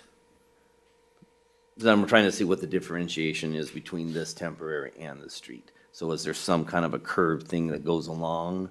Yeah, so there is existing curb out there for a portion of it. City staff will pour additional curb where needed, with the caveat that the westerly portion is still being finalized. Okay, I'm more concerned about this area. So this part over here, which would be the eastern part, as I walked it, I was concerned that the sidewalk is gonna be parking for the residents. That's my question. Because they're parking along there now, and now you're pushing them out into the street. Yeah. So now my concern is, did we get input from those residents to let them know they're gonna lose their parking? That's significant. No, the sidewalk will be elevated, so they will not be, they will be dissuaded from parking on the. Okay, and they can't sidewalk. park along the curb because they're gonna be too far in the street. Is that correct? No, there is reasonable amount of room. They park there already, And we're not moving the edge of the pavement. We're starting at the edge of the pavement and building kind of towards the residents, so their ability to park will not be impeded by the sidewalk. Okay, so they won't technically lose the curb along parking. That's correct. Yeah, that was my concern. The other one, yeah, but, okay, so that one's ADA, it's got a curb. The other question I had concerned staff time. I mean, we're looking at 6 months or so, and what we tried not to do in the past is you have a plate of things you're doing, and now we've just added something, and, you know, where's the priority? Is something else being kicked off? You know, what I don't want to do is spread the staff in 1,000 directions. So I don't know if that can be answered now, but it's just kind of a question that I pose, is like, we don't want to be in a position where we come up with something and here you go, staff, okay, I got to do this, and I've already got other stuff that we're expecting. So I would need at some point to let us know where your workload is, how we can make this work, you know, because I don't want to keep adding to your plate because we have other stuff that we're expecting as well. And that's why I said I started with that. This is ultimately important because of the safety, but it's also important to balance our projects to make sure that it's coming at the right time for the schedule that we have going with whatever else we have going. So if it's something that we have to put off a little bit, wait a little bit, you know, I'm okay with that, knowing that we're going to work it in. And then, of course, my ultimate question is the money. You know, where are we moving that around? So those are just things that I throw out here for the council to comment on as we discuss. Sure. I have some input on that, if you wanted it. Yep. Okay. So there are clear phases out there. You walked it. There are areas that need some remedial grading. There are areas that already have the curb that just need the sidewalk, and there are areas that need both. So just in general, there are about 3 to 4 phases out there. So your public works manager has already been fitting into the schedule in anticipation of this being the direction from council, how to schedule the crews to your point, to not be impacted on the rest of their duties. They will be, however, there's openings in the schedule for them to come out here. The division of labor in public works streets are kind of compartmentalized. So there's a concrete crew, there is a asphalt repair crew. Unfortunately, our department's not big enough that just the concrete crew can come out here and pour concrete. It'll pull in other divisions, subdivisions in the streets crew. However, the public works manager is really good at organizing and scheduling the work to accommodate our current load and then kind of, these specialty projects. Very well. And then on that note, from the city manager's point of view, coming in, comment at some point about how we're going about, with our projects. Because what we tried not to do in the past is keep adding stuff, that we have to have some sort of a process. And we do more or less, and this is something that was important that popped up, so I see that. But I would like a comment at some point of what you think, we should have some sort of a process to make sure that even though everything works well and they're willing and able and can, your input about, well, maybe we should do this, before we go to that step. Certainly. Well, number one, I want to say I'm very cognizant of putting too much on staff, and that, that can happen easily without care. So I always am mindful of that, and I appreciate Robert's comments about scheduling it in multiple phases. Also, I'll say that I've already spoken with Robert about taking a look at the CIP schedule and bringing council an update probably later this year, late summer or fall, just to give you updates on it and make sure we're in alignment on priorities and scheduling. So that's one of the items we talked about earlier. Thank you. Thank you, Mayor. Yeah, absolutely. Mayor Pro Tem White? What is a hawk system? I don't Sure. think we saw pictures or it's described or. Yeah, absolutely. So a hawk system is for where there is not a signal or a stop sign.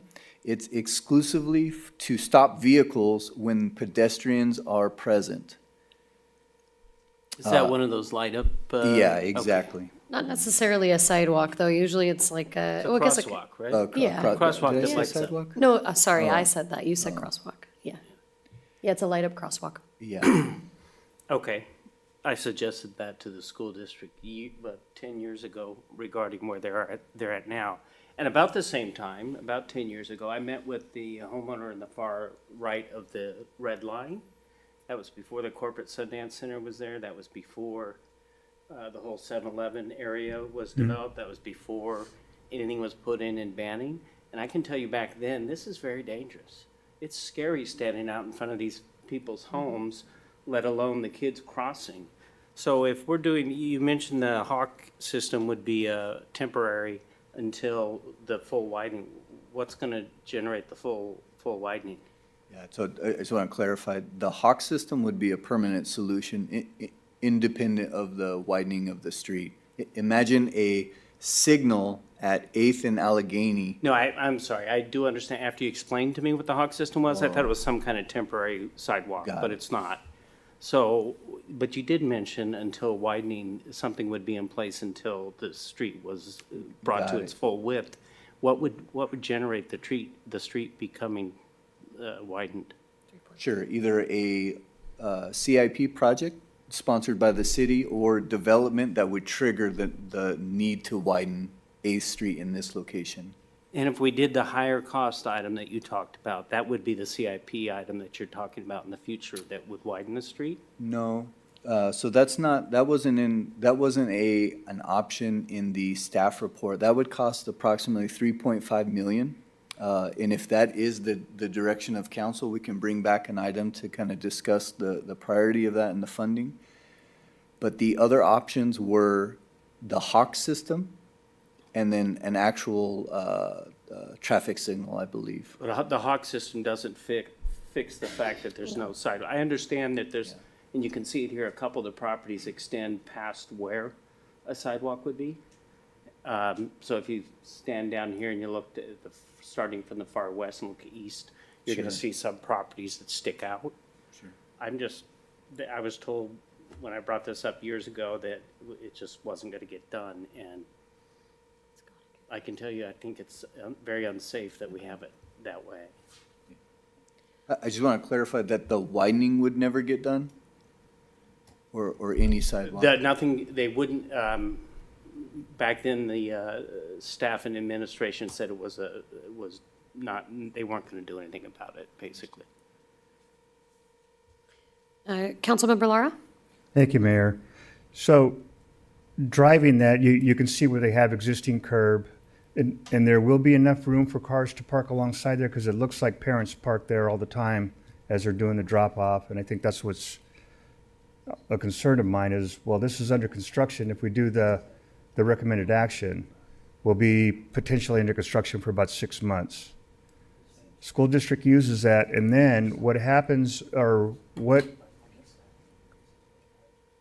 the concern that I have is people will still cross where they're not supposed to cross in lieu of using the sidewalk that we just put in. Is it, because those apartments have been there for 20 years. And what I've seen is that they walk from the apartments on the dirt road along the street to the crosswalk and then cross at the crossing. If putting a sidewalk takes 6 months, would it be, and I don't know if there's any appetite for it, but to put an asphalt curb, that would prevent the cars from parking where the kids would walk. An asphalt curb could be done fairly cheaply and fairly quickly. I just don't know if there's an appetite for that. The 6 month time frame, where do the kids go when the sidewalk is shut down for construction? The appropriate path would be for them to head east towards, to Highland Springs, go north, and then traverse Okay. east. So- But it's about a 1/4 mile of additional path. So the kids will be getting their steps in at that point. The kids won't do it. No. Well, and that's my concern, is so for 6 months, those kids are going to be crossing in that location. And maybe even after we put the sidewalk in that's, as we head down this route, I understand the need for it. I just don't know if we want to invest the money when we could do a asphalt curb, which would still provide a walkable area behind the asphalt curb that they've been using for years. The other thought is the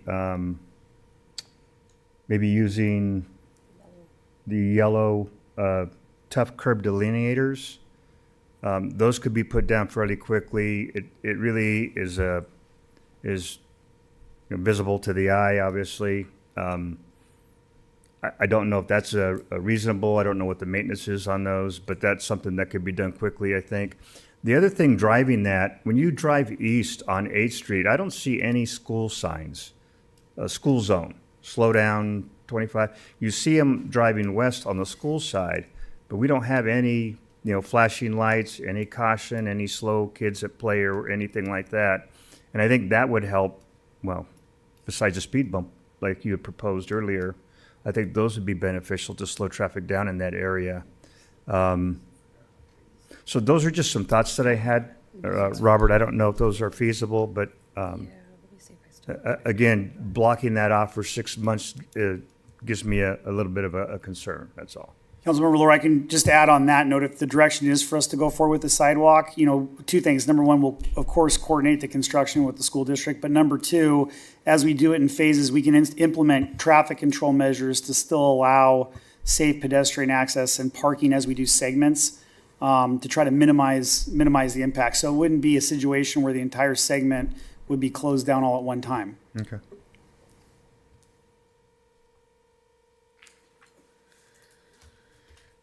Okay, so Councilmember Martinez, do you have anything further? I just wanted to, did you have a comment on the asphalt comment? Because I didn't know about that, and I don't know anything about that. Yeah, I think that would need to be explored a little bit further. I'm hesitant to put the kids further into the path of traffic, even if it does have an asphalt curb as a barrier. And then my last question is, when we did the study for that apartment complex coming in there, that didn't warrant anything to that street, right? Widening, curbing. The one just to the south? Yeah. We explored it. There was no nexus for them to improve 8th Street, unfortunately. Okay. Because I remember we had the discussion with the poles, but I didn't know if that was a discussion of so. sidewalk or curb or anything. So, okay, thank you. Thank you. But Robert, on that, the asphalt curb, my thought is that rather than having the concrete curb, the asphalt curb would go in that location. Okay. So you're not moving them out further into traffic. It's still the same area that we would use. It's just they still walk on dirt, unfortunately, and they'd have the asphalt curb to more or less kind of delineate that walking surface. Was just a thought. That's all. Yeah. And then you push the button. Sorry, we were, I think they're excited that the poll's closed, since I'm noticing that it's 8 o'clock now. I thought it was the asphalt I curb thought it was the idea. asphalt curbing that got them so excited. I apologize, we were looking at a picture of what a hawk looks like. I pulled it up real quickly. It's more of like a crossing with like a signal, like he stated, and you push the button and then it allows you to go across. Where I've seen this is at a school intersection in Palm Springs as you're going down Racket Club. They had a lot of them that blink. I've also seen though where you can activate lower ones that are on the ground and those will light up, but I don't know what those cost or look like. The only downside to those, they are implemented, especially in areas where I think especially crossings seem inevitable. But the only consideration with those, and the reason why most agencies tend to prefer moving people towards intersections, is they could create a false sense of security for the user. So when they push a button, a lot of times you don't find them looking both ways as much as they should. No, and I have witnessed that at the Palm Springs intersection for sure. Well, for me, this is a big safety concern, I think, regardless. I like the opportunity to explore the asphalt options, but from my perspective, I do feel that we should move forward with with the sidewalk construction, understanding that we will create better traffic flows and things along those lines while it's under construction. I think it's short-term pain and risk mitigation from our perspective, as we know that there are auto pedestrian opportunities a lot of places on here, and if we can provide a safer space for them, I think we're mitigating risk to the city in general. And I think it's worth the $58,000 that we would be spending for the sidewalk up front, while we're still working towards the $3.5 million to widen it, which I do think needs to come back as a CIP though, or look at whether or not the other things that have been conditioned further south require some input there. Mayor Pro Tem White? Yeah, you brought up a good point about moving people towards intersections, but the road in the middle of the homes, isn't that going to be an entrance to the development that's coming south of it? Yeah, that is correct. At the very end of the single-family residence, there will be I think it's an emergency entrance and exit for the apartment complex to the south. Okay, but it's in the middle of these residential homes now, the one I'm talking about. It's in between the apartment complex and the last residential home. Okay. Yeah.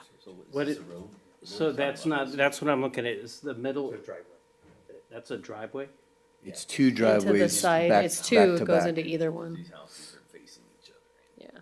Okay. I'm just thinking if you had the Hawk closer to the school, you're gonna have, Better I compliance. think it's gonna be safer, but, I don't know, Redlands has something similar at the high school. And it makes me slow down and it makes me look, and you put up a couple of the signs that, Mr. Lara was talking about. It seems to work in Redlands. Again, I think where it's effective is where it's best implemented is where they're gonna cross no matter what. And you're not likely to be successful in having them utilize the intersection. But I think what I just pointed out makes sense, because I think, are they gonna really walk all the way down to either side? They're gonna try and cross right in the middle as they do now. And I guess it wouldn't be prudent to put a Hawk system closer to the school? Well, I think that maybe the discussion then needs to head towards, do we want to put, the Hawk is 400,000. Well, what we could do is we could add the Hawk, so the area needs a sidewalk, obviously, no matter what to Regardless. traverse. We could add a Hawk as a CIP item on the list to be discussed and prioritized as well. Or we could bring it back as a council item if the council wishes us to look into that this is actually a good immediately. location But for that. either way, we could add that. Okay, so it seems like what we have on the table currently is to move forward with the sidewalks and bring back an item to review the Hawk system as well as widening of 8th Street and what it would take. And that discussion would come later, but we would move forward with the sidewalks now. I can make that motion. All right, so I will make a motion to proceed with construction of the temporary sidewalk along the south half of 8th Street from Xenia Avenue to Allegheny Street at the interim location, and to bring back the Hawk system and widening in further CIP discussions. I'll second. And can I get a roll call? Councilmember Laura? Yes. Councilmember Fenn? Yes. Councilmember Martinez? Yes. Mayor Pro Tem White? Yes. Mayor Voigt? Yes. All right, and now we're just going to move on to another widening discussion, which is our Allegheny widening discussion. And Mr. Vestal, you are up on this one as well. Yeah, thank you. Last one, I promise. All right, similar to the last item, this item was at the request of council to be brought back as an item, future item for discussion. Allegheny is a critically undersized street for its current use. Allegheny is a primary access for 3 apartment complexes, several single-family residential dwellings, and the secondary access for the fire station number 20. The street is approximately a quarter-mile long. The existing pavement varies in width from 20 to 33 feet. The 2040 circulation element identifies Allegheny as a local street, which should have a minimum width of 36 feet and a right-of-way width of 60 feet. The estimated cost, which is included as part of the report, to widen Allegheny to its ultimate width is estimated to be approximately $2 million. The estimated cost includes design, improvements, and right-of-way. The majority of the improvements needed are located adjacent to the fire station and the adjacent property to the north. That's where there are encroaches into the road the most. At this time, staff is not recommending a CIP project. However, staff will ensure that future development contributes to the fair share of widening Allegheny. Staff will also pursue right-of-way dedications and outreach. Council may direct staff to bring back a future item for discussion to develop a CIP and possible funding options. I'm happy to go over this image that you see or address any other comments or questions you have. Okay, thank you. Do we have any public comment for this item? I have no written requests. Simone, do we have any callers on the line? We have no callers at this time. All right, I will open this item up for council discussion. Councilmember Fenn?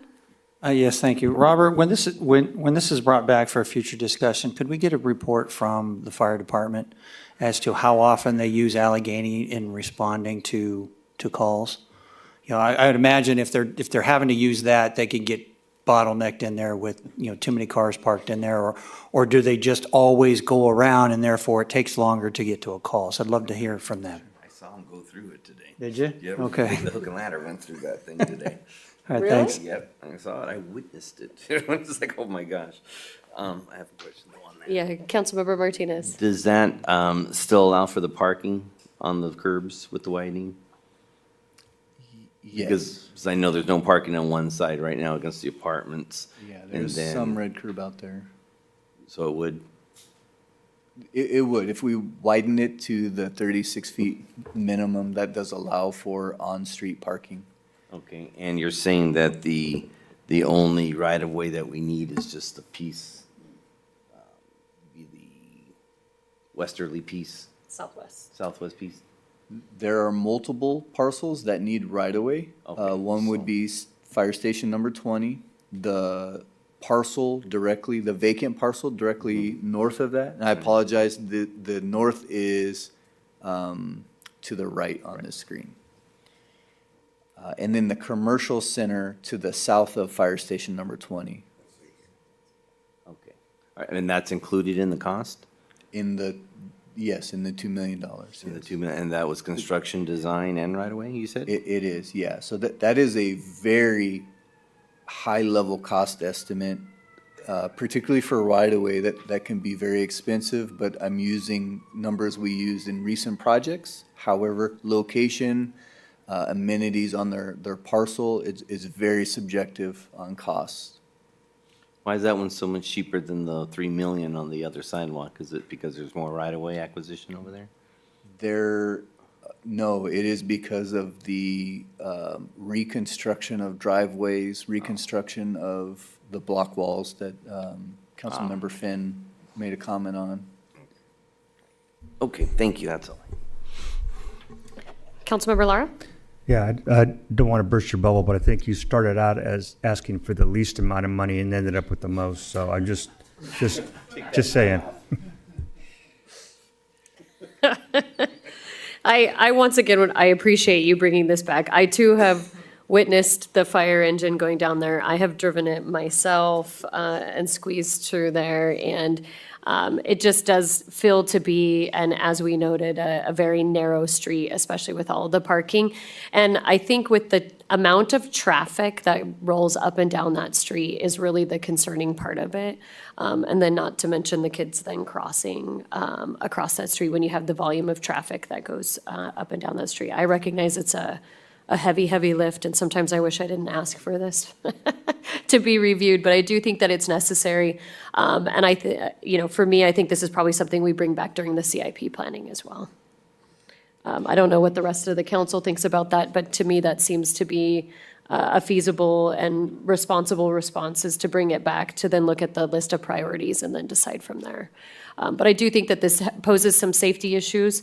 I think response times need to be addressed and looked at on here. I think hearing from the fire department with regards to it, while they're very good at threading the needle, we don't need a engine down or anything along those lines from a public safety perspective. So if the council's okay with bringing it back? Yeah. Councilmember Fenn? Thank you, Mayor.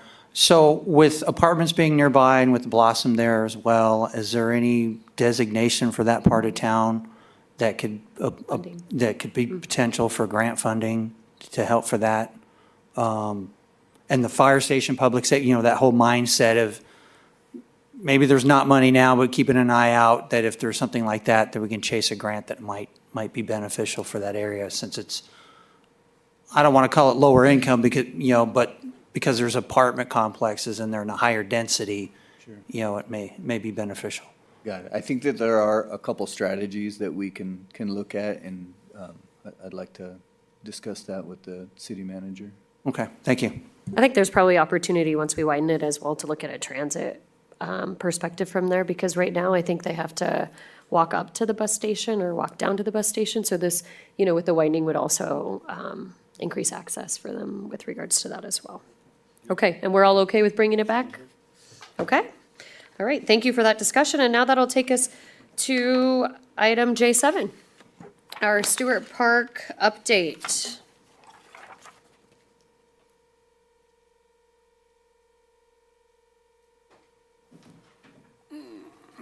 Good evening, council.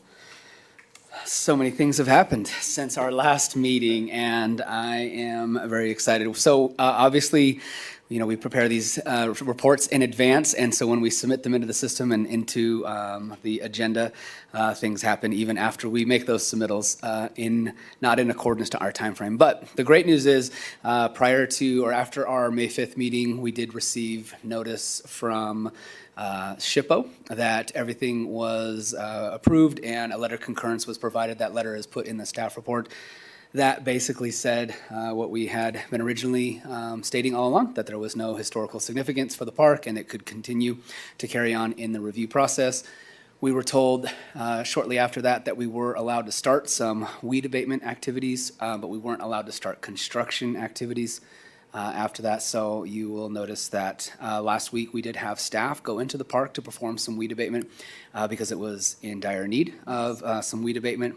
So we had staff from Community Services and from Public Works in there for a couple of days, just knocking down weeds and making it a little safer in the area. So a big shout out to Robertson and his guys to help out as well too for that.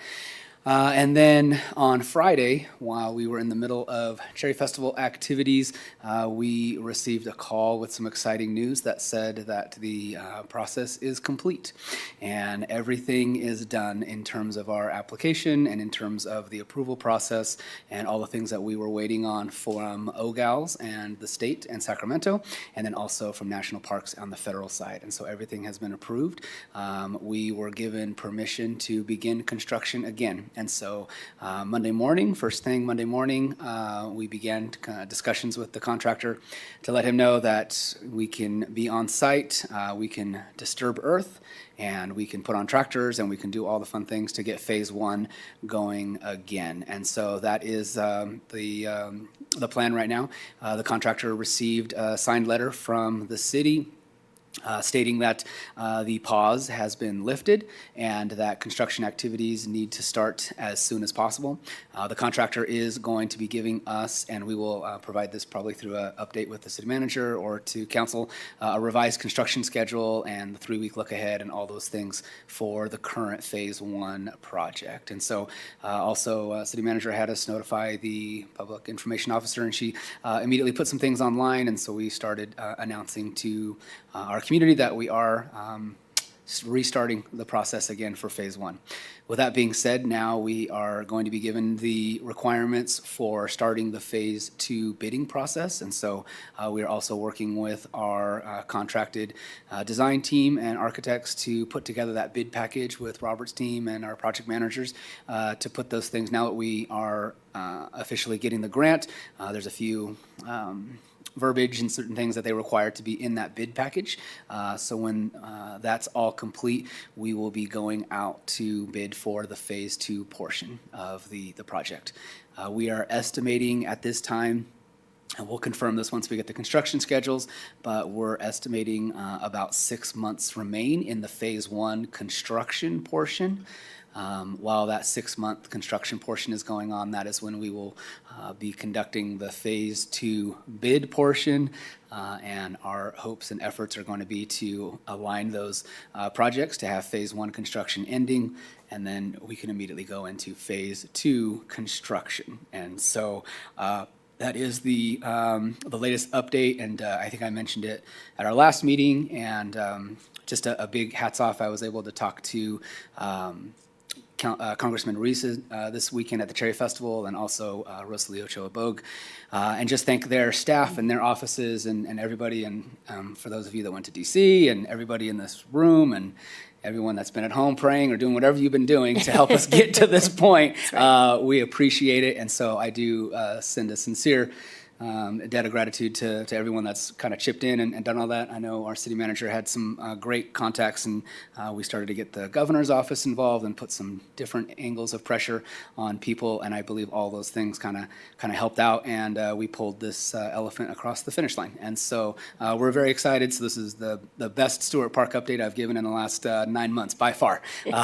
So I'll take any questions, or if City Manager Beaumont has any comments, you can add as well.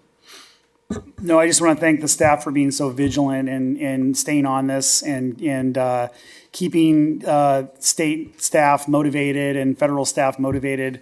I also want to thank Sky Connors from the governor's office, and also her superiors, Nick. And I'm tried to look for his last name and I can't find it, but they did a tremendous job trying to coordinate between all the agencies. There were a lot of cooks in this kitchen that needed to be pulled together, and that was a big contributing factor in us getting across the finish line. And last, I also want to just give a thanks to Don Grenda from SRI and Redlands for pulling together a report that would normally take months in less than 5 days. So that was a big contributing factor too for getting the SHPO clearance. Yes, absolutely, and I think we speak up here collectively, and I'll give them all a chance in just a minute, but we appreciate all of the hard work. Before we go into any further discussion, do we have any public comment on it? I have no written requests. Simone, do we have any callers on the line? We have no callers at this time. Okay, great. Yes, I just want to echo the appreciation that we have for the staff for really pushing in and putting the pressure on. And a big shout out to all the members of our legislative teams that you mentioned before. I mean, it took a big, hearty, healthy team to get this done and across the finish line. So I really appreciate it. Mayor Pro Tem?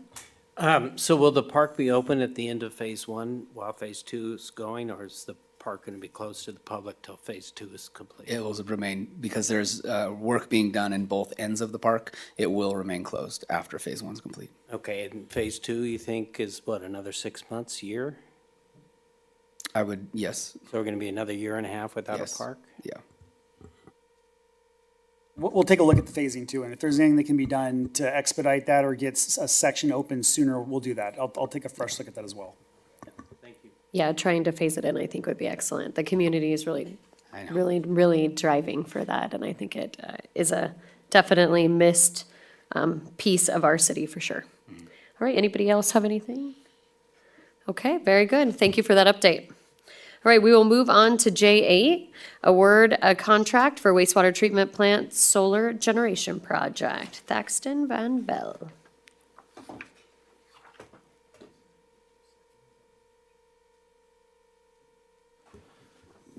Mayor, I'd like to make a motion to approve the award and authorize a public works agreement to Motive Energy in the amount of $2,563,139.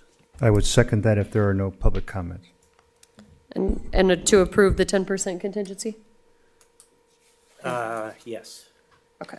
And to approve the 10%, Contingency. you want to read the rest of it or no? Mine's different. Oh, is it? Yeah. So what she said. How about what's in the agenda? Which agenda? Mine's different. True, true. Do we need it restated? No, we can go with the recommended action. We can go with the recommended action. Okay, very good. I'll second. Or did we have a second? We did, but yours is much better than mine, so you can second. That's good. All right, can I get a roll call, please? Oh, you know what, actually, do we have any public comment? Man, we got all messed up. I have no written requests. Simone, do we have any callers on the line? We have no callers at this time. All right, can I get a roll call? Councilmember Yes. Laura? He Yes, said yes. sorry. That's okay. Councilmember Finn? Yes. Councilmember Martinez? Yes. Mayor Pro Tem White? Yes. Mayor Foy? Yes. All right. Thank you. Appreciate it. Thanks, Great Mr. Van presentation, Bell. Baxter. That Yes. was awesome. Well, I would be remiss if I didn't point out that unlike the public works projects, this will actually generate money. All right, any legislative updates tonight?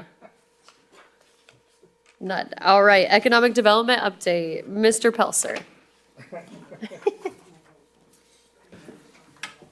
Economic development does a lot of revenue generation too. Nothing in particular, Mayor and Council. We had a May meeting with the EDC. It was limited to a series of updates on all the various things that are going on. I will tell you that we had a very successful, I believe, ICSC venture again earlier this month, and the Mayor and Pro Tem were with us. We will have a full report on that, including all costs involved at the next council meeting. And that's all I have tonight. All right, thank you very much. And do we have a planning commission update? Yes, Mayor, members of the City Council. So on May 27th, the Planning Commission had two items.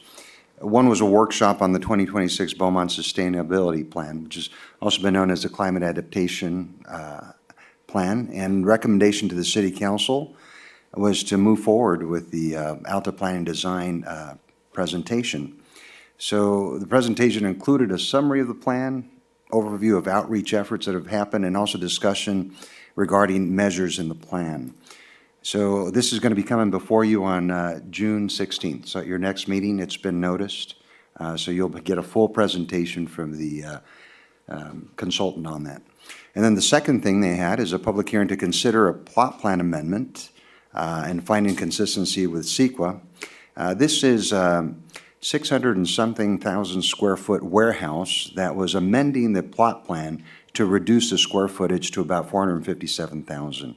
Now, normally, when you have a reduction in density or intensity, you don't have to bring it back. But in this case, there were factors in terms of circulation, and also it was no longer one lot, it was two lots.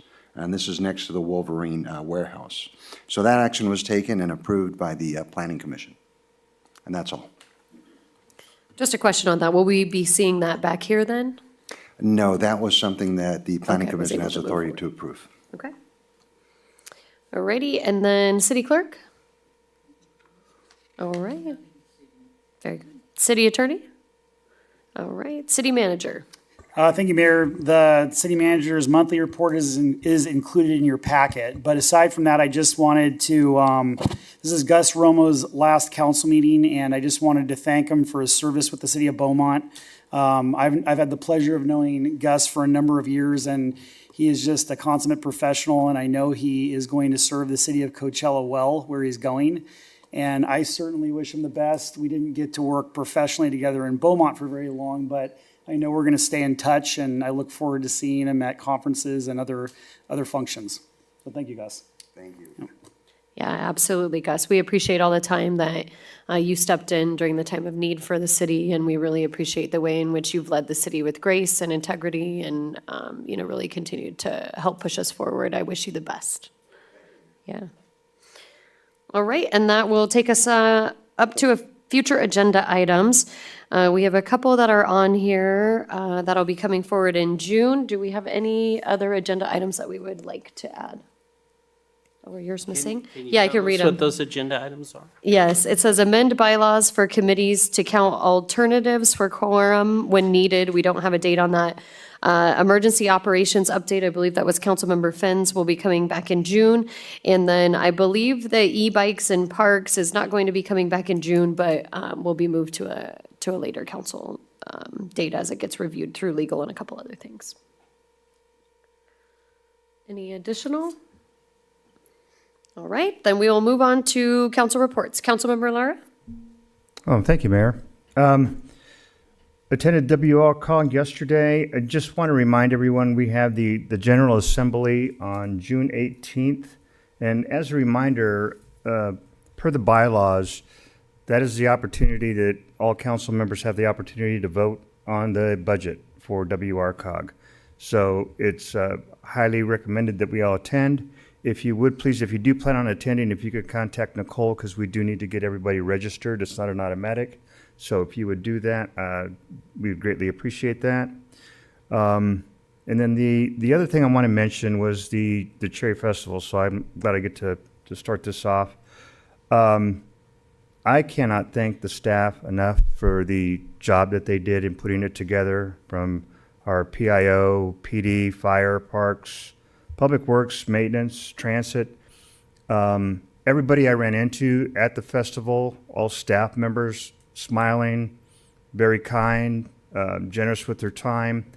I walked out of that festival very prideful of the staff that we have in this city and the effort that they put forth on that festival. I know it couldn't have been done without them carrying a lion's share of that load.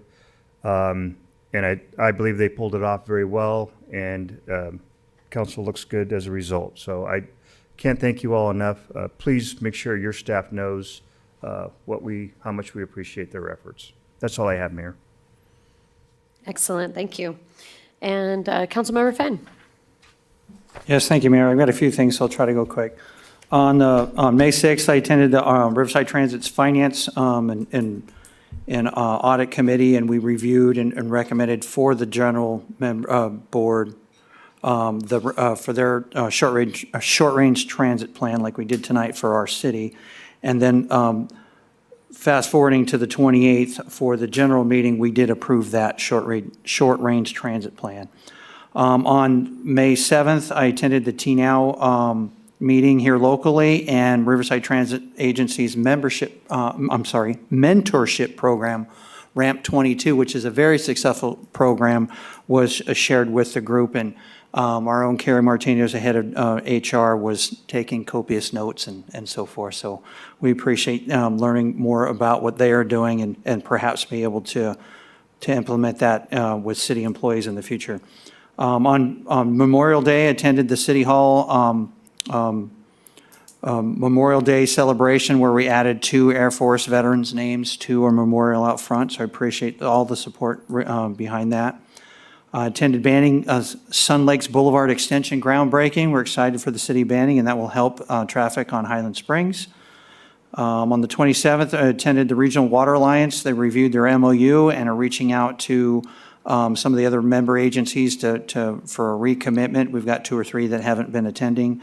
And then for as chair, Daniel Slauson from Beaumont Cherry Valley Water District was chosen again as chair, and Stan Houghton from High Valleys Water District as the vice chair. And then finally, I attended the Cherry Festival Parade, and then obviously we had the fun experience to be able to ride on top of our new fire truck. But then afterwards, I got an update tour of Station 106, and then I got to drive the tiller in the back. That was pretty cool. Nice. So you guys missed out on that one. But a nice tour of how the truck works, how that team operates and works together. Very proud of our organization and appreciate the opportunity. Thank you. Great. And Councilmember Martinez? Thank you, Mayor. I don't think we met since you did your chamber breakfast. No. So congratulations on that. That went really well, and that was well attended as usual, and you did a great job. The last youth council meeting, of course, was in May. I stopped by the Beaumont PD Awards, and I appreciate all that they do. And I didn't have time to stay through the whole ceremony, but I did want to congratulate the award recipients. RCA attended yesterday. We adopted our budget and had a discussion about consultants and such. And the Cherry Festival, I can't stop saying how proud I am of staff. The staff really was just at their optimal in everything, and even behind the scenes, because I would talk to Doug a little bit, and he'd tell me, oh, this is what we did, and it's like, it's just absolutely incredible, you know, the prep, and then the afterwards, filling up the generators, getting everything ready for the whole thing to happen again the next day, and, you know, there's a lot going on there, and you know, slightly pessimistic that I am, worried about, you know, mud, and I worried about, you know, how was it going to do this and that, but, you know, everything worked out well, and I had to eat crow because it worked out pretty good. So, you know, congratulations there to Doug, your staff, and everyone, Cherry Festival Association, and PD, and everybody involved. It just was a whole village to make that happen, and I was very appreciative and proud of that. So thank you for that. And the parade, of course, was awesome, and the truck was awesome, and it was just a great time. So thanks everyone involved. All right, Mayor Pro Tem. Thank you for reminding me about Good Morning Beaumont. So all the former mayors up here, how many of you have been asked to speak in front of Beaumont? Raise your hand. Never have. Looks like they found a good speaker. There's a first for everything, right? Well, Mike and I did cut their budget 10 years ago, so I can see why. Yeah, thanks for bringing that up. I agree. The Cherry Festival, I was really concerned, especially with the effort I made to move it from Noble Creek to the police department area, and there's a lot of places we can improve upon, but I think it was a great location, and I think the traffic worked out perfect. The parking was good, so I'm very thankful that we don't look bad, and I think we do look good at this point. Not sure everyone in the Parks District would agree. I too got to drive the tiller. Yes, I did. Made it too? And then I wanted to let you know that on Friday, the RCTC opened or had a ribbon cutting for the Smart Freeway project in Murrieta and Temecula in that area. So I plan on going down this next weekend. I'll be going down and back up, so I'm going to check it out. But that's where it's coordinating the lights of the on and off ramps. What else I got here? ICSC. That was amazing setup. I mean, you guys really kept us busy. So busy that the first night I got sick and wasn't there for a lot of the rest, which leads me to Memorial Day. I apologize for not being there. It was the first night that I got a full night's sleep, and I woke up and it was 9 o'clock, and I said, I'm not going. So I apologize for not being there. And then Gus, I wanted to congratulate you on your new position. I know how badly you wanted to be a city manager, and I think you've got a good location, especially if you can get us tickets to Coachella. I didn't even think of And that. and that's all I have at this point. Thank you. All righty. Well, I obviously attended the Good Morning Beaumont Chamber Breakfast. It was such a fun event, and I was able to introduce our new city manager there. So that was a great event, and nice to be there for that. I also was here for the first day for Mr. Boatman, for him to start his time here with us. And then on the 13th, we attended the Morongo Community Awards.